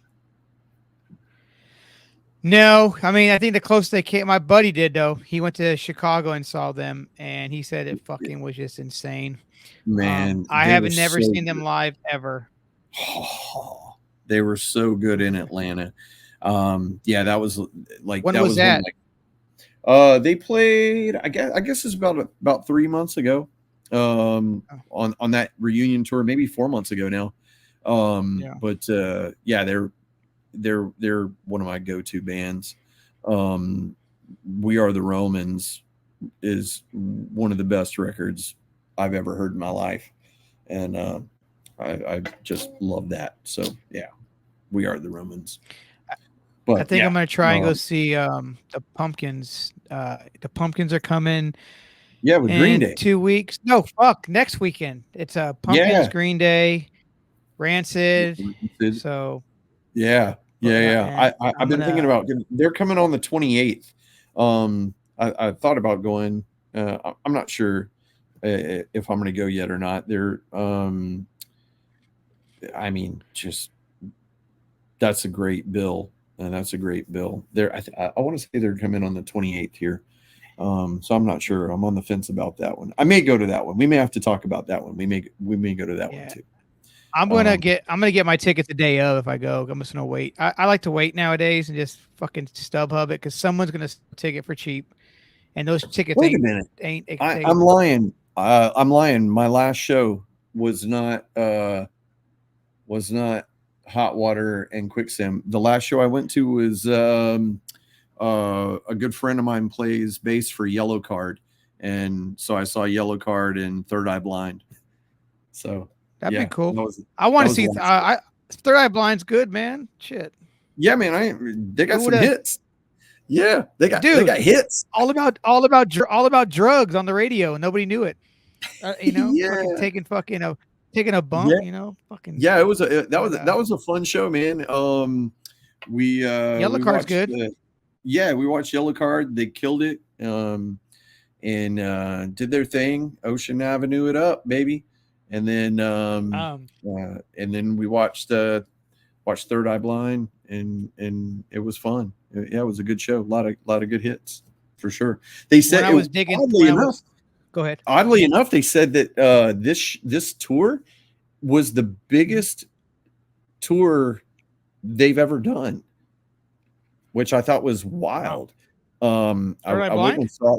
Yeah, yeah. They said it was the biggest tour that and I was like, man, you guys have Grammys. Like, you guys were on the radio nonstop. How could this be? Yeah. But I guess just like I guess the legacy bands are all the thing to do now. So, Yep. Yep. but yeah, they were killing it on the road. It was pretty cool. Yeah, good for Um, them. when I was digging back and looking, I was looking just to get some shit to find all your bands because I forgot them all. I saw last year Pearl Bond Radio played with Everclear. Yeah, yeah, yeah. We played the Fayetteville Amphitheater with Everclear last year, and a couple of years prior to that, we played with Mother's Finest, and then at the same venue, Nice. and then about 2 months ago, we played at the same amphitheater with this up and coming dude named Corey Smith. I don't really know too much about him, to be Yeah. honest. But it was a fun show nonetheless. Yeah, yeah, it was a good time. Well, PBR gets, and that's one of the other things. Like, PBR is so commercially viable that it's fun and cool to be able to get on big stages like that and have the opportunity to play in front of a bunch of people, every once in a while. So it's pretty fun to do that for sure. What's crazy is like between the two of us and how long we've been playing music, we never played together. I know, right? We've talked about it. Well, I'll tell you, man, Curse Dealer will have a lot of opportunity for sure because Well, we intend on doing it. But are you playing with anybody? no, man, I kind of gave it up for a little bit, not forever, but Sure. I'll talk. I'll let you know when we get done with this. I'll talk to you about that. But Yeah, yeah. you know, taking under, you know, we did our thing for a good while. We dropped our last record, Harbinger, Hmm. and did you do the Harbinger shirts for us with the bird on the I did. back? I did. Yeah. Okay, Hmm. that was our last album, and then we just that was that. Kind of this decided we didn't want to beat a dead horse no more, and just you know it's better to move on while where we were at. Um, and Mark, the singer and the drummer Jason started a new band called Neo Vatra, which I think you would really enjoy. And I actually want to talk to you later too about swapping out some shows with those dudes because they want to get down your way, and we wouldn't mind bringing you guys up this way. Yeah, absolutely. So, Absolutely. Well, we're uh, down. but no, man. But I mean, I'm gonna see you play one of these days. Yeah. Yeah, but it's gonna happen. Well, we Be at the Means, when Josh was doing Be at the Means, they were touring all the time, and they've got a lot of Josh has got a lot of connections, and since we announced him being in the band, a lot of people have started reaching out. Really, because he hasn't played a show. This past show was the first show he's played in 4 years, so gotcha. um, so everybody was just kind of like, you know, wow, he's alive, like, you know, because he doesn't get on social media, like that's not his thing. He doesn't. He barely answers text messages. But he just honestly, the only thing that dude does is play guitar and write songs. That's what he does, and Yeah. so he's got an arsenal of stuff that he's bringing to the table for us. But yeah, the plan is to, like I said, just to get in the studio, record a few songs, see which one we like the best, shoot a video, release a single, and immediately hit the road. So Hell yeah. so we will be up there pretty soon, and definitely reaching out to you because you're our Clarksville guy. So Yeah, man. you definitely want to come up and come through there.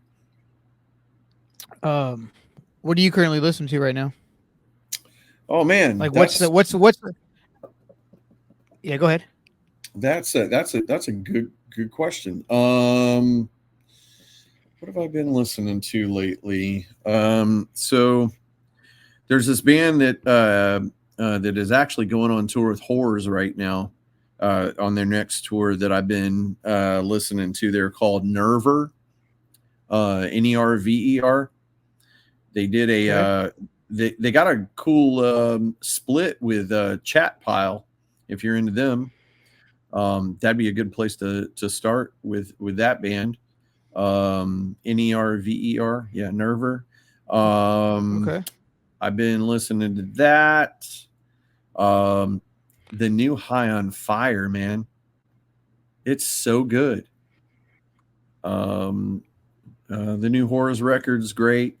I'm into a band called I Flies that put out a new record a couple months ago. That's just a killer record. Um, I my go-to is There you go.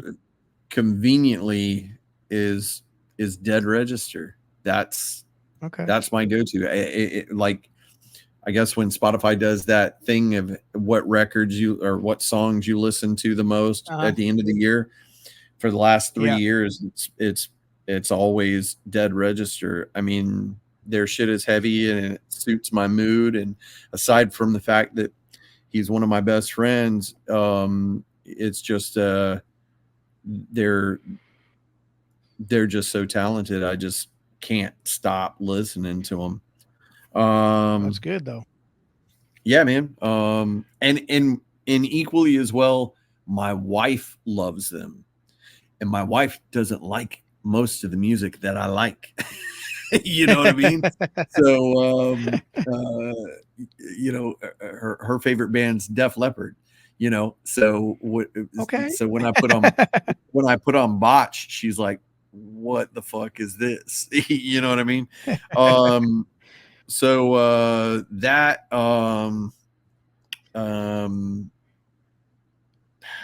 Okay. I have been going back to, like, I've been pulling out some older stuff. Peg Boy, Strong Reaction is Oh just yeah. such an amazing record. What else? If you're into like Nirvana type stuff, Pretty Please is a band from Atlanta that does Mhm. some really cool shit.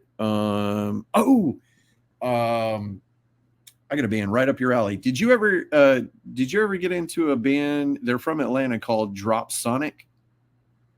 Uh-uh. No? Well, check No. out Drop Sonic, but then Okay. surely you've heard of the Coat Hangers, right? Sounds familiar. Right on. Well, Coat.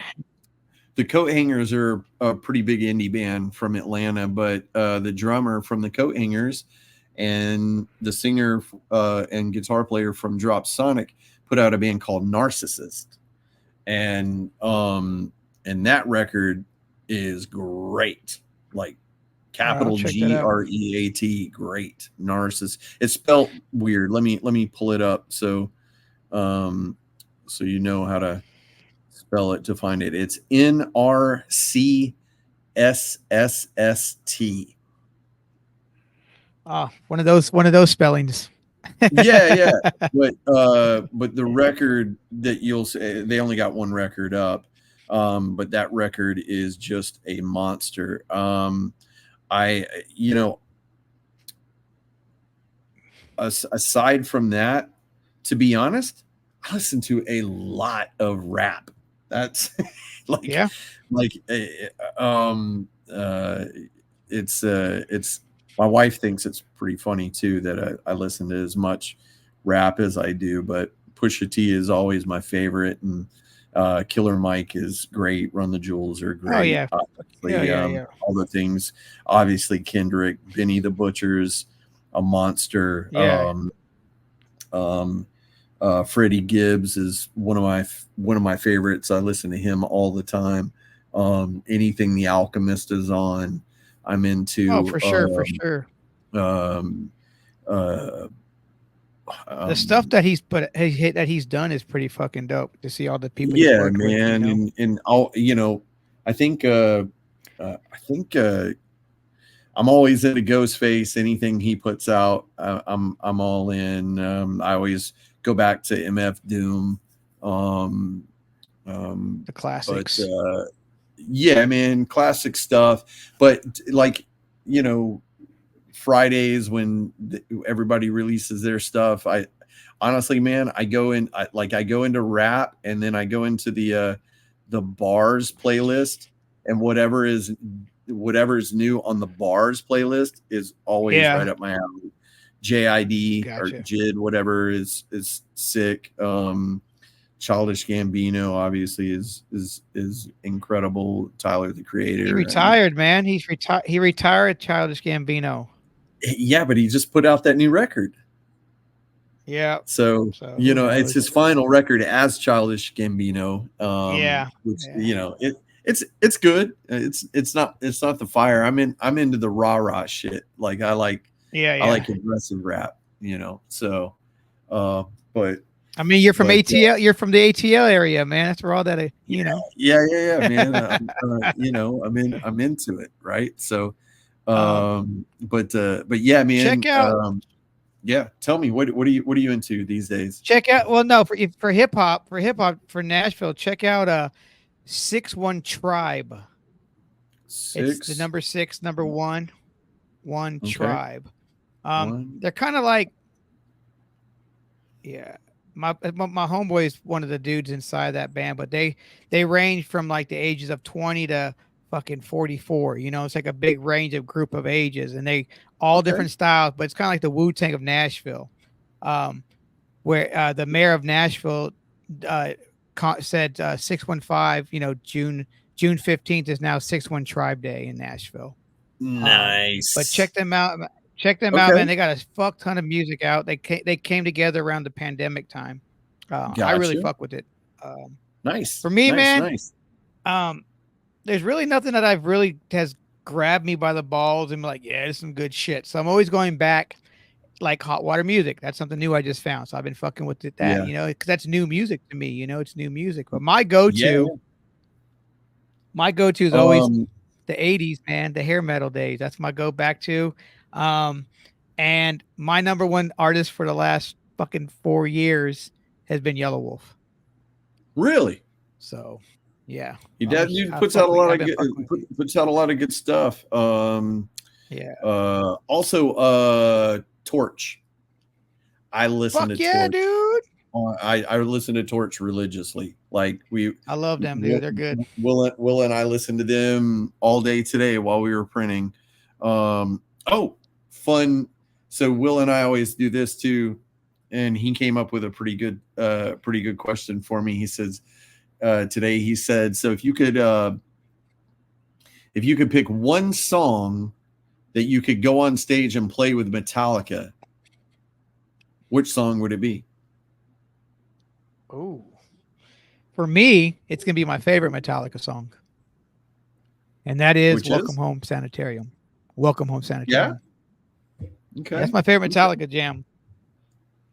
Yeah, I'm About still you? on the fence. I don't have one today. I thought that maybe it would be For Whom the Bell Tolls, but then he was like, "Wait, that song is only like 4 minutes, you know." But to me, I was like, "Well, but it's a banger, and it ain't that fuck yeah. difficult to play." So so I could actually rock out because it's not that difficult to play. Yeah.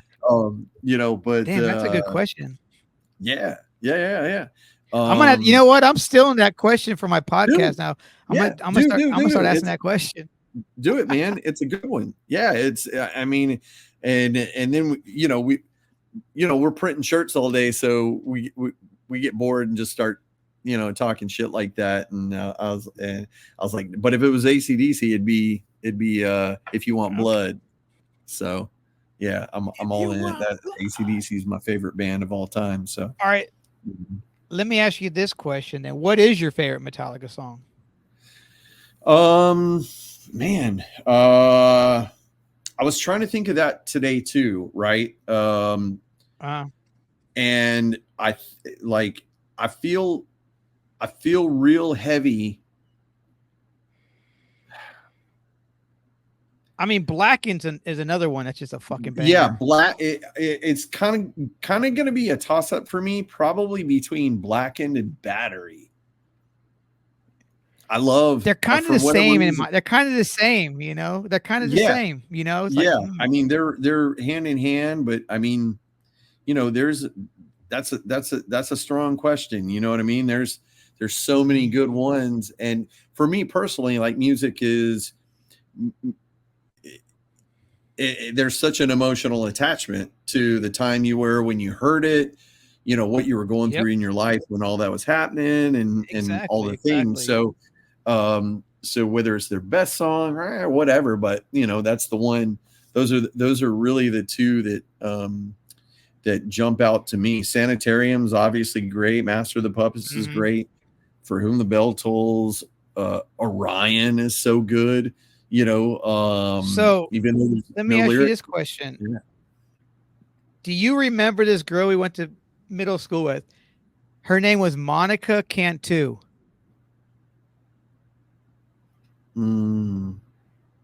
Yes. She wore the Metallica jacket. Yes, that was yes. So dude, is she around? I don't know. I try to look everybody up, you know what I'm saying? But she was I didn't know her last name, so I didn't know. Yeah.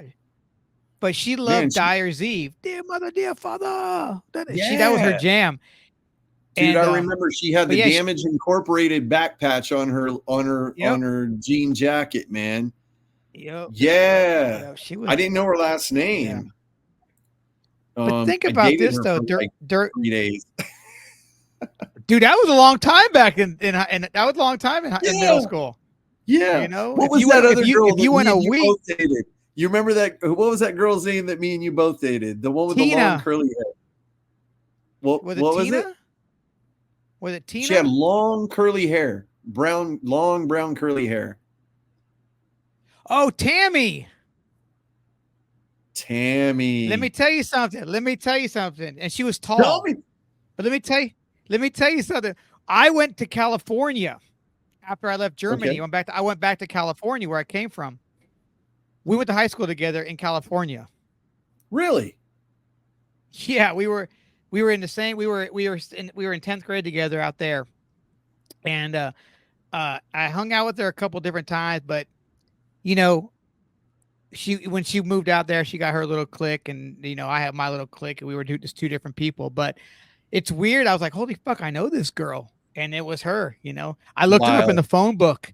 I looked up her phone Nice. book, and I called the number, and I say, is Tammy there? And then we talked for like an hour at the payphone and shit. That's cool, man. That's Such a so small fucking world. gnarly, dude. That's Nah, it's just the hilarious. military. Yeah, All right, let me ask you a military. couple questions then, real quick. See if you remember. Some things from back in high school or middle school days. Do you Yeah. remember when we all got in trouble, and we all couldn't make the field day or whatever, and they kept us all in that classroom with that old teacher, that little old lady, Miss Regna, and we fucking Miss tortured the Widner. hell out of that. Yeah, she would Yeah, cough up blood and shit. dude, I that re- was crazy. What did we get in trouble for? I don't remember how we got in trouble. I think it was a whole class of like the ones that always got in trouble, but you never really got in trouble as much as like I did. Yeah. But you were in there with us, but we were all in this one, but we were raising hell in that class. And that like, it was, I don't know, but I remember she had like gotten her, they had to pull her out of the classroom and take her away. And it was fucking weird, but I she was do like this remember little that. old bony woman. Yeah. Dude, yeah. Yeah, you were a mouthy We were little hellions. cuss back then. I was, see? Yeah, but I still am. But do you remember our homeroom teacher in 8th grade, Mr. Cohn? Vaguely. He was from Florida. And I don't know if it was you, me, because remember there was not a lot of dudes that would listen to fucking heavy metal like we did. Yeah. But he Yeah, was yeah. talking about how he used to go to this bar in Florida and hang out with Lita Ford and shit. And as a kid, you just believed him because you're like, oh yeah, fucking cool, And he was Yeah. like, because he was our history teacher. He was also our history teacher, a tall fucking dude. But I remember Yeah. that because like we had somebody had like a folder or something, and it said like Lita Ford. He was like, yeah, I used to fucking go to a club and hang out with her and stuff. And we were kids, so we thought he was cool as shit. But Dude, yeah, man, those were. I remember. Do you remember I don't remember his name, but he was the photography teacher, and he looked like Colonel Sanders. Do you remember that dude? What was his name? I don't remember his name. Yeah. He literally looked like Colonel Sanders, and I remember him being the creepiest dude. And I remember some like he had no problems cussing, like in class, like he gave two fucks, and he used to say some really off the wall, like dirty shit in that class. And I was like, you can't talk to kids like that. And he was like, I don't care about y'all. Y'all are going to be back in the States in a week. I don't care. I remember one of our substitute teachers. She was fine as fuck. And there was a picture of you guys together, actually. That picture I always send you of you from middle school with your jean jacket on and your fucking bowl cut. It wasn't really a bowl cut, but you had your little long hair. It was that her name was Miss Rules. God, I She was don't a light remember, skinned. man. She was fine. We'd always be excited to get her as a sub. But Man, if you find that and picture again, you send that to me. I gotta Because find I my think, like, yearbook. I have a yearbook somewhere. yeah, I never got a yearbook from there, which is so weird. No, Yeah, I don't know why I didn't. But was I playing? Was that ninth or 10th grade? Wait, I no, only went to school with you for. I only went to school with you 7th, 8th grade. that's right. So you went to school with me 7th and 8th grade, and then ninth And then grade. I went to Patch Barracks. And you went to Pattonville. Yeah, that's right. Yeah. That's right. Um, That's right. Oh, Pattonville. yeah. Yeah, Yep. Yep. actually when I went to Pattonville, I met this guy there, and he spoke fluent German, and he hit me up one day, and he was like, you like heavy metal music, right?" And I was like, "Come on, man, yeah." And he was like, "Well, look, I work at the Schleierhalle, like the big arena in Stuttgart." And I was like, "Okay." Okay. He's like, "Yeah, I do security there." And I was like, "What? You're in high school?" He was like, "Yeah, but they need somebody that can speak English and German." So they let me do it, and I make money. And I was like, "Okay, that's cool." He goes, "What are you doing tonight?" And I was like, "All right." He's like, "You want to come see AC/DC?" What? Yeah. And so this is pre cell phone, right? So he's like, "Look," Yeah. he's like, "Look, go to the Schleierhalle, go around back where all the buses are, meet me at gate whatever at 7 o'clock, and I got you." Dude, I showed up, and that dude walked me straight through, all the way through the backstage, all the way up into that place, up front and center. And I got to watch King's X and AC/DC on the Thunderstruck tour, raging for free. That shit was so rad. Where I you see that in Stuttgart? What's that? Oh, so I went in Stuttgart. I only think I still got the ticket too. Uh I saw David Lee Roth in Stuttgart Nice, and in Ludwigsburg down the street from Valdez, I saw Living Color. bro. Okay. And those are my Well, so that so I was got to 91. so at one point, do you remember a place in downtown Stuttgart called Rock Fabrique? Yep. Okay. Did you Well, one day, me and my buddies were just hanging out in Stuttgart, had no idea, and we just happened to go to Rock Fabric and pay 5 marks to get in, right? Pay 5 marks to get in, walk in. Faith No More is getting off stage. They just played their last song. I watched the last song that they played from the real thing for 5 marks. dude. Yeah. But dude, I also got to go to the original Clash of the Titans tour there with Slayer And on the Seasons in the Abyss, Megadeth on the Rust in Peace, uh, Testament on the Souls of Black tour, and Suicidal on the Lights Camera Revolution. That now was see, that's the insane. holy grail. That was the holy grail.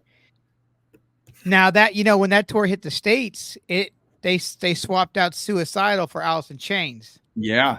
Um, Yeah. so I got lucky when I moved to California, and I got to work at a radio station. So I got hooked up with like a bunch of cool fucking shows. I got to see Caius and White What? Zombie. I got to see Danzig. I got to see Soundgarden for Bad Motorfinger when it just came out. I Wow. saw Alice in Chains. I saw Damn Yankees with that and Bad for Good. You remember that band Bad for Good? Yeah, that With that band Bad for Good had Brooks Wackerman was playing drums for yep, Bad for Good. who's played with every fucking buddy, you know. Yep. I saw Sonic Youth and Screaming Trees. Man, and then Nice. all from that radio station. That radio station, I got hooked up, man, with all these free fucking tickets all the time, man. That's And then awesome. I got to play softball. I got to play softball with Great White and Asphalt Ballet, and then go watch the show later on that evening, How which is gnarly. random. How Yep. random is that? And then I remember getting the fax in on the fax machine that said that Metallica had to pause their tour, not pause their tour, but James got burned. That's when James had got Yeah. burned. And then Yeah. the dude from Metal Church that's filling in. They had put that on the fax machine. Everyone's all getting it. And they're like, "This just in." Da, da, da, da, da. So when I saw Metallica, Wow. I saw them with the regular Metallica, and then I saw them again like the same year with him on guitar, which was pretty cool. But That's crazy. what's somebody as that shit. you saw that you wish you? What's somebody that you got to see that you're stoked you got to see? Show wise or Yeah, like the biggest. Like what's like for me? Mine would like I got to see Prince twice, so that's like the biggest show that I'll ever see in my life. You know, but like same. who's somebody Same. that who like you? Who are you? You saw Yeah. him too? So I got Fuck to yeah. definitely 100% the best show I've ever seen in my life. Fuck yeah, dude. So he did what was the name of the record with the globe on it? The musicology one? Maybe. Oh, the Globe. No, that was just recently, right? Did you see him before he no, passed? It was this was 30 years ago, 20 years ago. It was anyway. So Yeah. he was I want to say it was right after all that the artist formerly known as stuff. Well, he did a tour where he was only playing like 20 shows. They were all going to be in small venues. And he was donating all of the proceeds to build a college. And he played a place in Atlanta. Crystal At the ball. time, it was called Atlanta Live. And it was Okay. only an 800 seat person general admission. Yeah. And it was, and I paid, I think it was like $100 for a ticket. And that was the most I had ever spent on a ticket at that time. And Vinny and I went, and I was, I don't know, I was like 20 feet from him because we went in and just bolted right up front. It was like 20 feet from him, standing room only. And he played for 2 hours and just destroyed that place. And I remember walking out the door after the show and stopped. And I literally looked at Vin and said, I would pay $200 to go right back in and watch the exact same show verbatim. It was so Yeah, amazing. Yeah, that's the best show I've ever been to in my life. Well, hands down. You got me beat because I didn't see him in a small venue. I saw him twice, one in an auditorium and one in an arena. But I saw him. I mean, like you said, the money was not a problem, and I would do it again. You know, I think I've still got that. Definitely. I want to say here. Okay, if I can find it, I think I still have that tour poster, and if I do, I'll send it to you. Okay, it's cool as shit. That. But yeah, yeah, dude, yeah. Not a lot of people can say they saw him, man. Not a lot of people can say I know, they seen right? him, man. And You know, yeah, and they hadn't. And the show that we saw, they announced it a week prior, and this is back when Turtles was still a thing, and we had sent somebody down to Turtles to get in the lottery. Yep. For a chance to get a ticket, and we happened to get one, and they bought 4 tickets, and I got one of them. Yeah, that's crazy, man. That Yeah, or when you had to stand in line for Ticketmaster tickets, you had to stand in line to get your tickets. You camped the dude, night before and shit. crazy. Yeah, crazy, crazy. We used to do some crazy shit for tickets, boy. Um, Oh man. I stood in Well, I line want to for show you tickets. this. Yeah, Go what you ahead. Go got? ahead. I Um, got uh, this. oh You know oh, what? yeah, if she only I got knew. What's your favorite song off of and that record? I haven't heard it in years, Yeah, but dude, um, that's awesome. I don't. So For the some first one, reason, the long hard years, my favorite song off of that one's 3 foot 4. That's always going to be okay. the killer on that one. But my favorite song on If She Only Knew, which is probably one of my favorite songs I've ever been a part of, is God, I just had a brain fart. We not sleeping, feel the deeper as it comes. Grand Prize. Grand Prize is my favorite, probably one of the most uh probably one of the highlights of my life as far as writing songs go.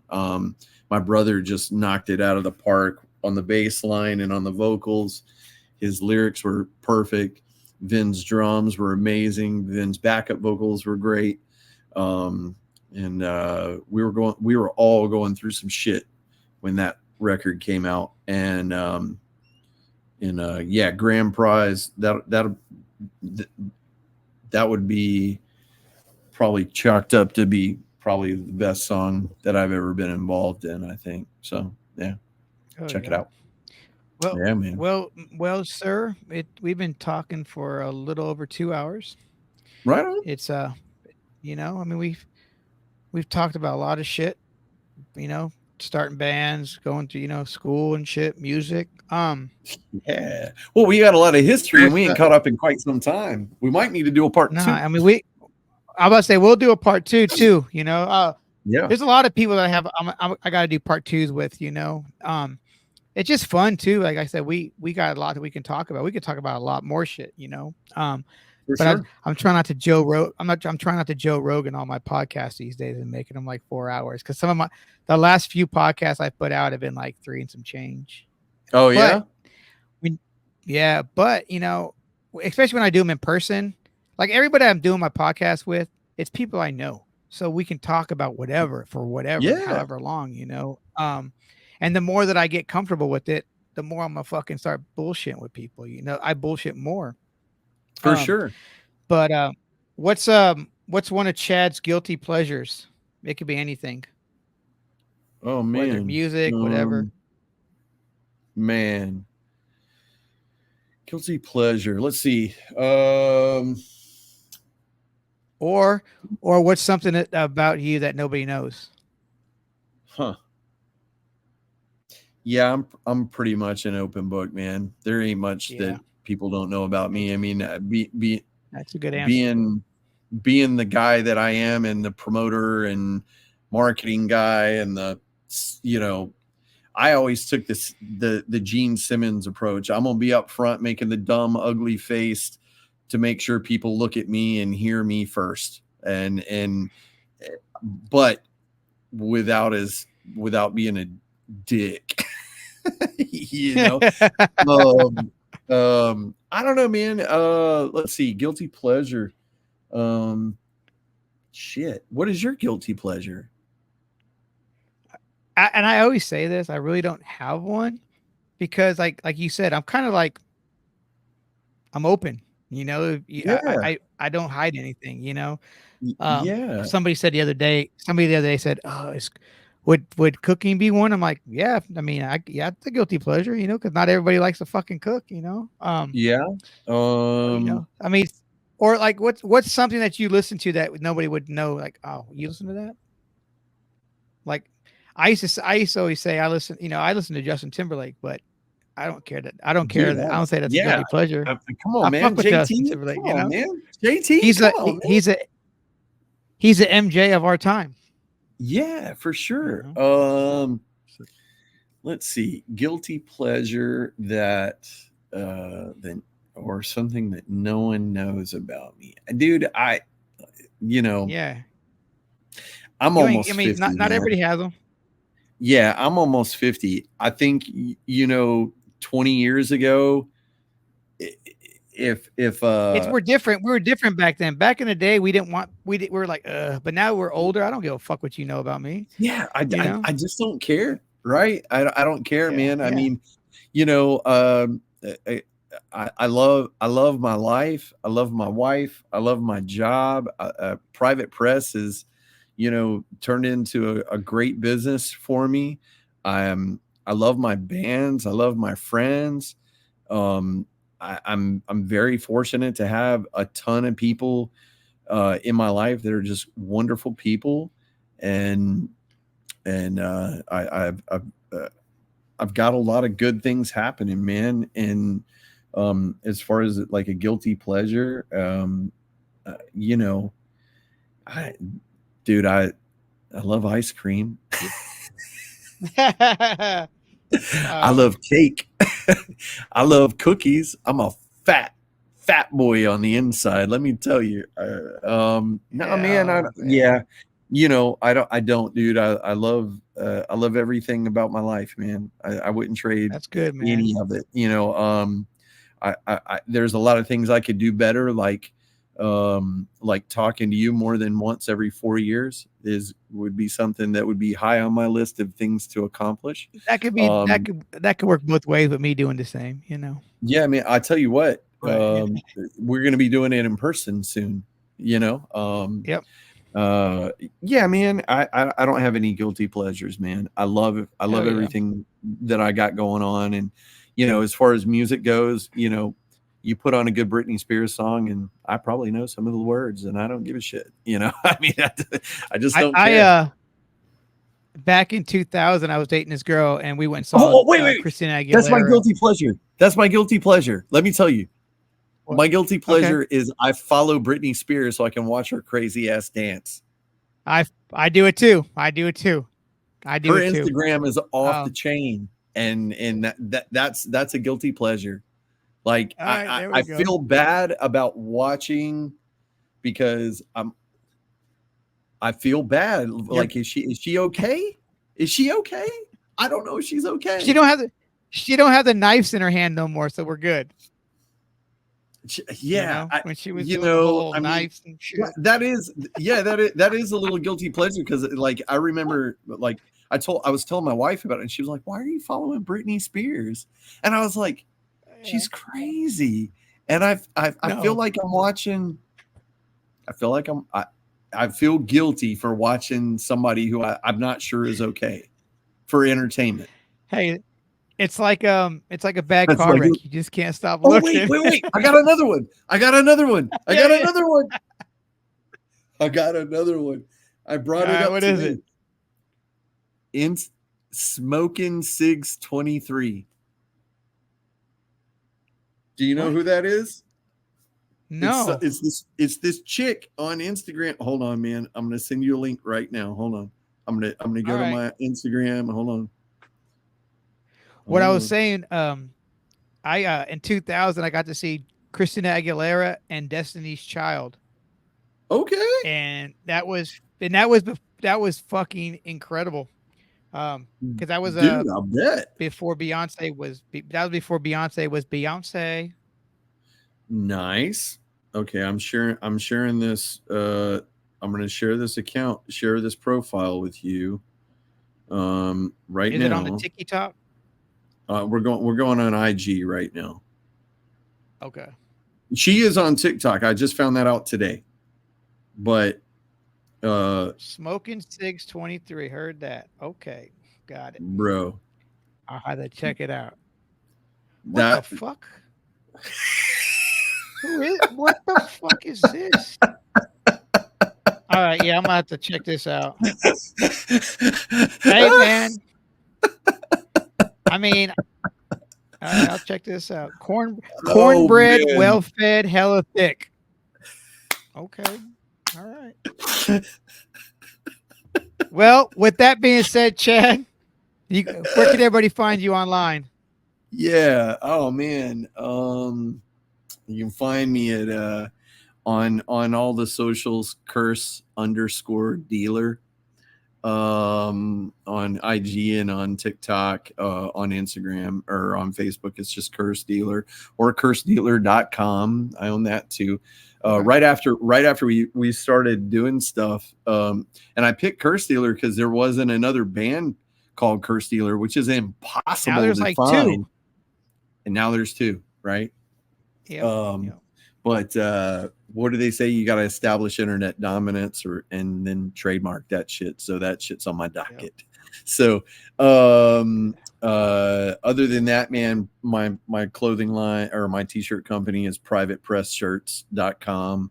I'm in Stockbridge, Georgia, just south of Atlanta, and I provide shirts for a shit ton of bands and tattoo artists and friends, and that's kind of my thing. Other than that, Pearl Bottom Radio is my other band if you're into southern rock and those kind of things, and on all the Spotify's and all of the iTunes and all of that shit. We're on all of that. We got a bunch of videos out, but yeah, Curse Dealer right now is kind of the flagship for direction that I'm going in, and but Pearl Bottom Radio, we do as much as we can, but those dudes got a lot going on, so shows are a little bit less. But we are about to go in the studio and record a new EP, and we should have that out by November, I believe. So new Pearl Bottom Radio stuff and Curse Dealers happening at the same time. But yeah, that's where you can find me at. For sure. All right. And yeah, man, All let's right, catch up everybody. part 2 again. Yeah, I love this. Yeah. This is fun. It was great catching up. Everyone, Chad said go watch Britney Spears videos and that smoking cigs chick, because Smoking Cigs 23, bro. Guilty pleasure, guilty as charged. Yeah. Oh, she did an episode of on Soft White Underbelly too. Oh wait, hold on a second. Since we're not going anywhere, you went and saw Tom Segura. How was that? Yeah, I forgot about that. Yeah. So I went to Fully Loaded. Well, my wife and I and my drummer Tyler and his wife Sarah, we all went to. Oh, that was a Fully Loaded. Yeah, it was a Fully Loaded tour. It was with wow.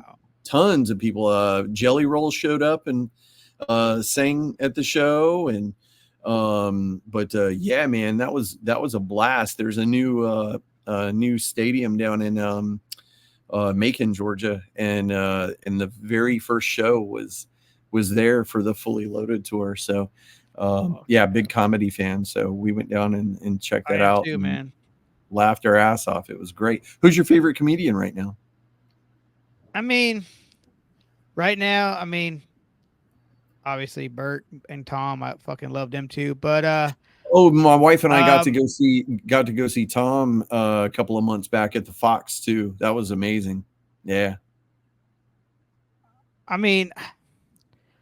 like Tony Hinchcliffe a lot because I just like how fucking raw he is. I love that there's people that are still fucking like that don't give a fuck, you know. Yeah. But I'm always a fan of the Dice Man, you know. Yeah, man. My wife says at the Fully Loaded tour, she really enjoyed Bert, but she liked, that was her first time seeing Big J. She likes Big J's great. Yeah, she says she loved that too. So it was awesome for sure. Yeah, man. Because I watch all those I watch all the comedy podcasts, you know, listen to them all, you know. So yeah, we do that while we're printing all day for sure. Yeah. Yeah, man. I love this I love where comedy's at right now. It's a great place for comedy. It really is. Yeah, man. Cool. Well, let's catch up soon, man. All right. Well, don't go anywhere. I'm going to end this, but don't go anywhere. Chad, this has been fun. And till next time, my friend. Let's do it again.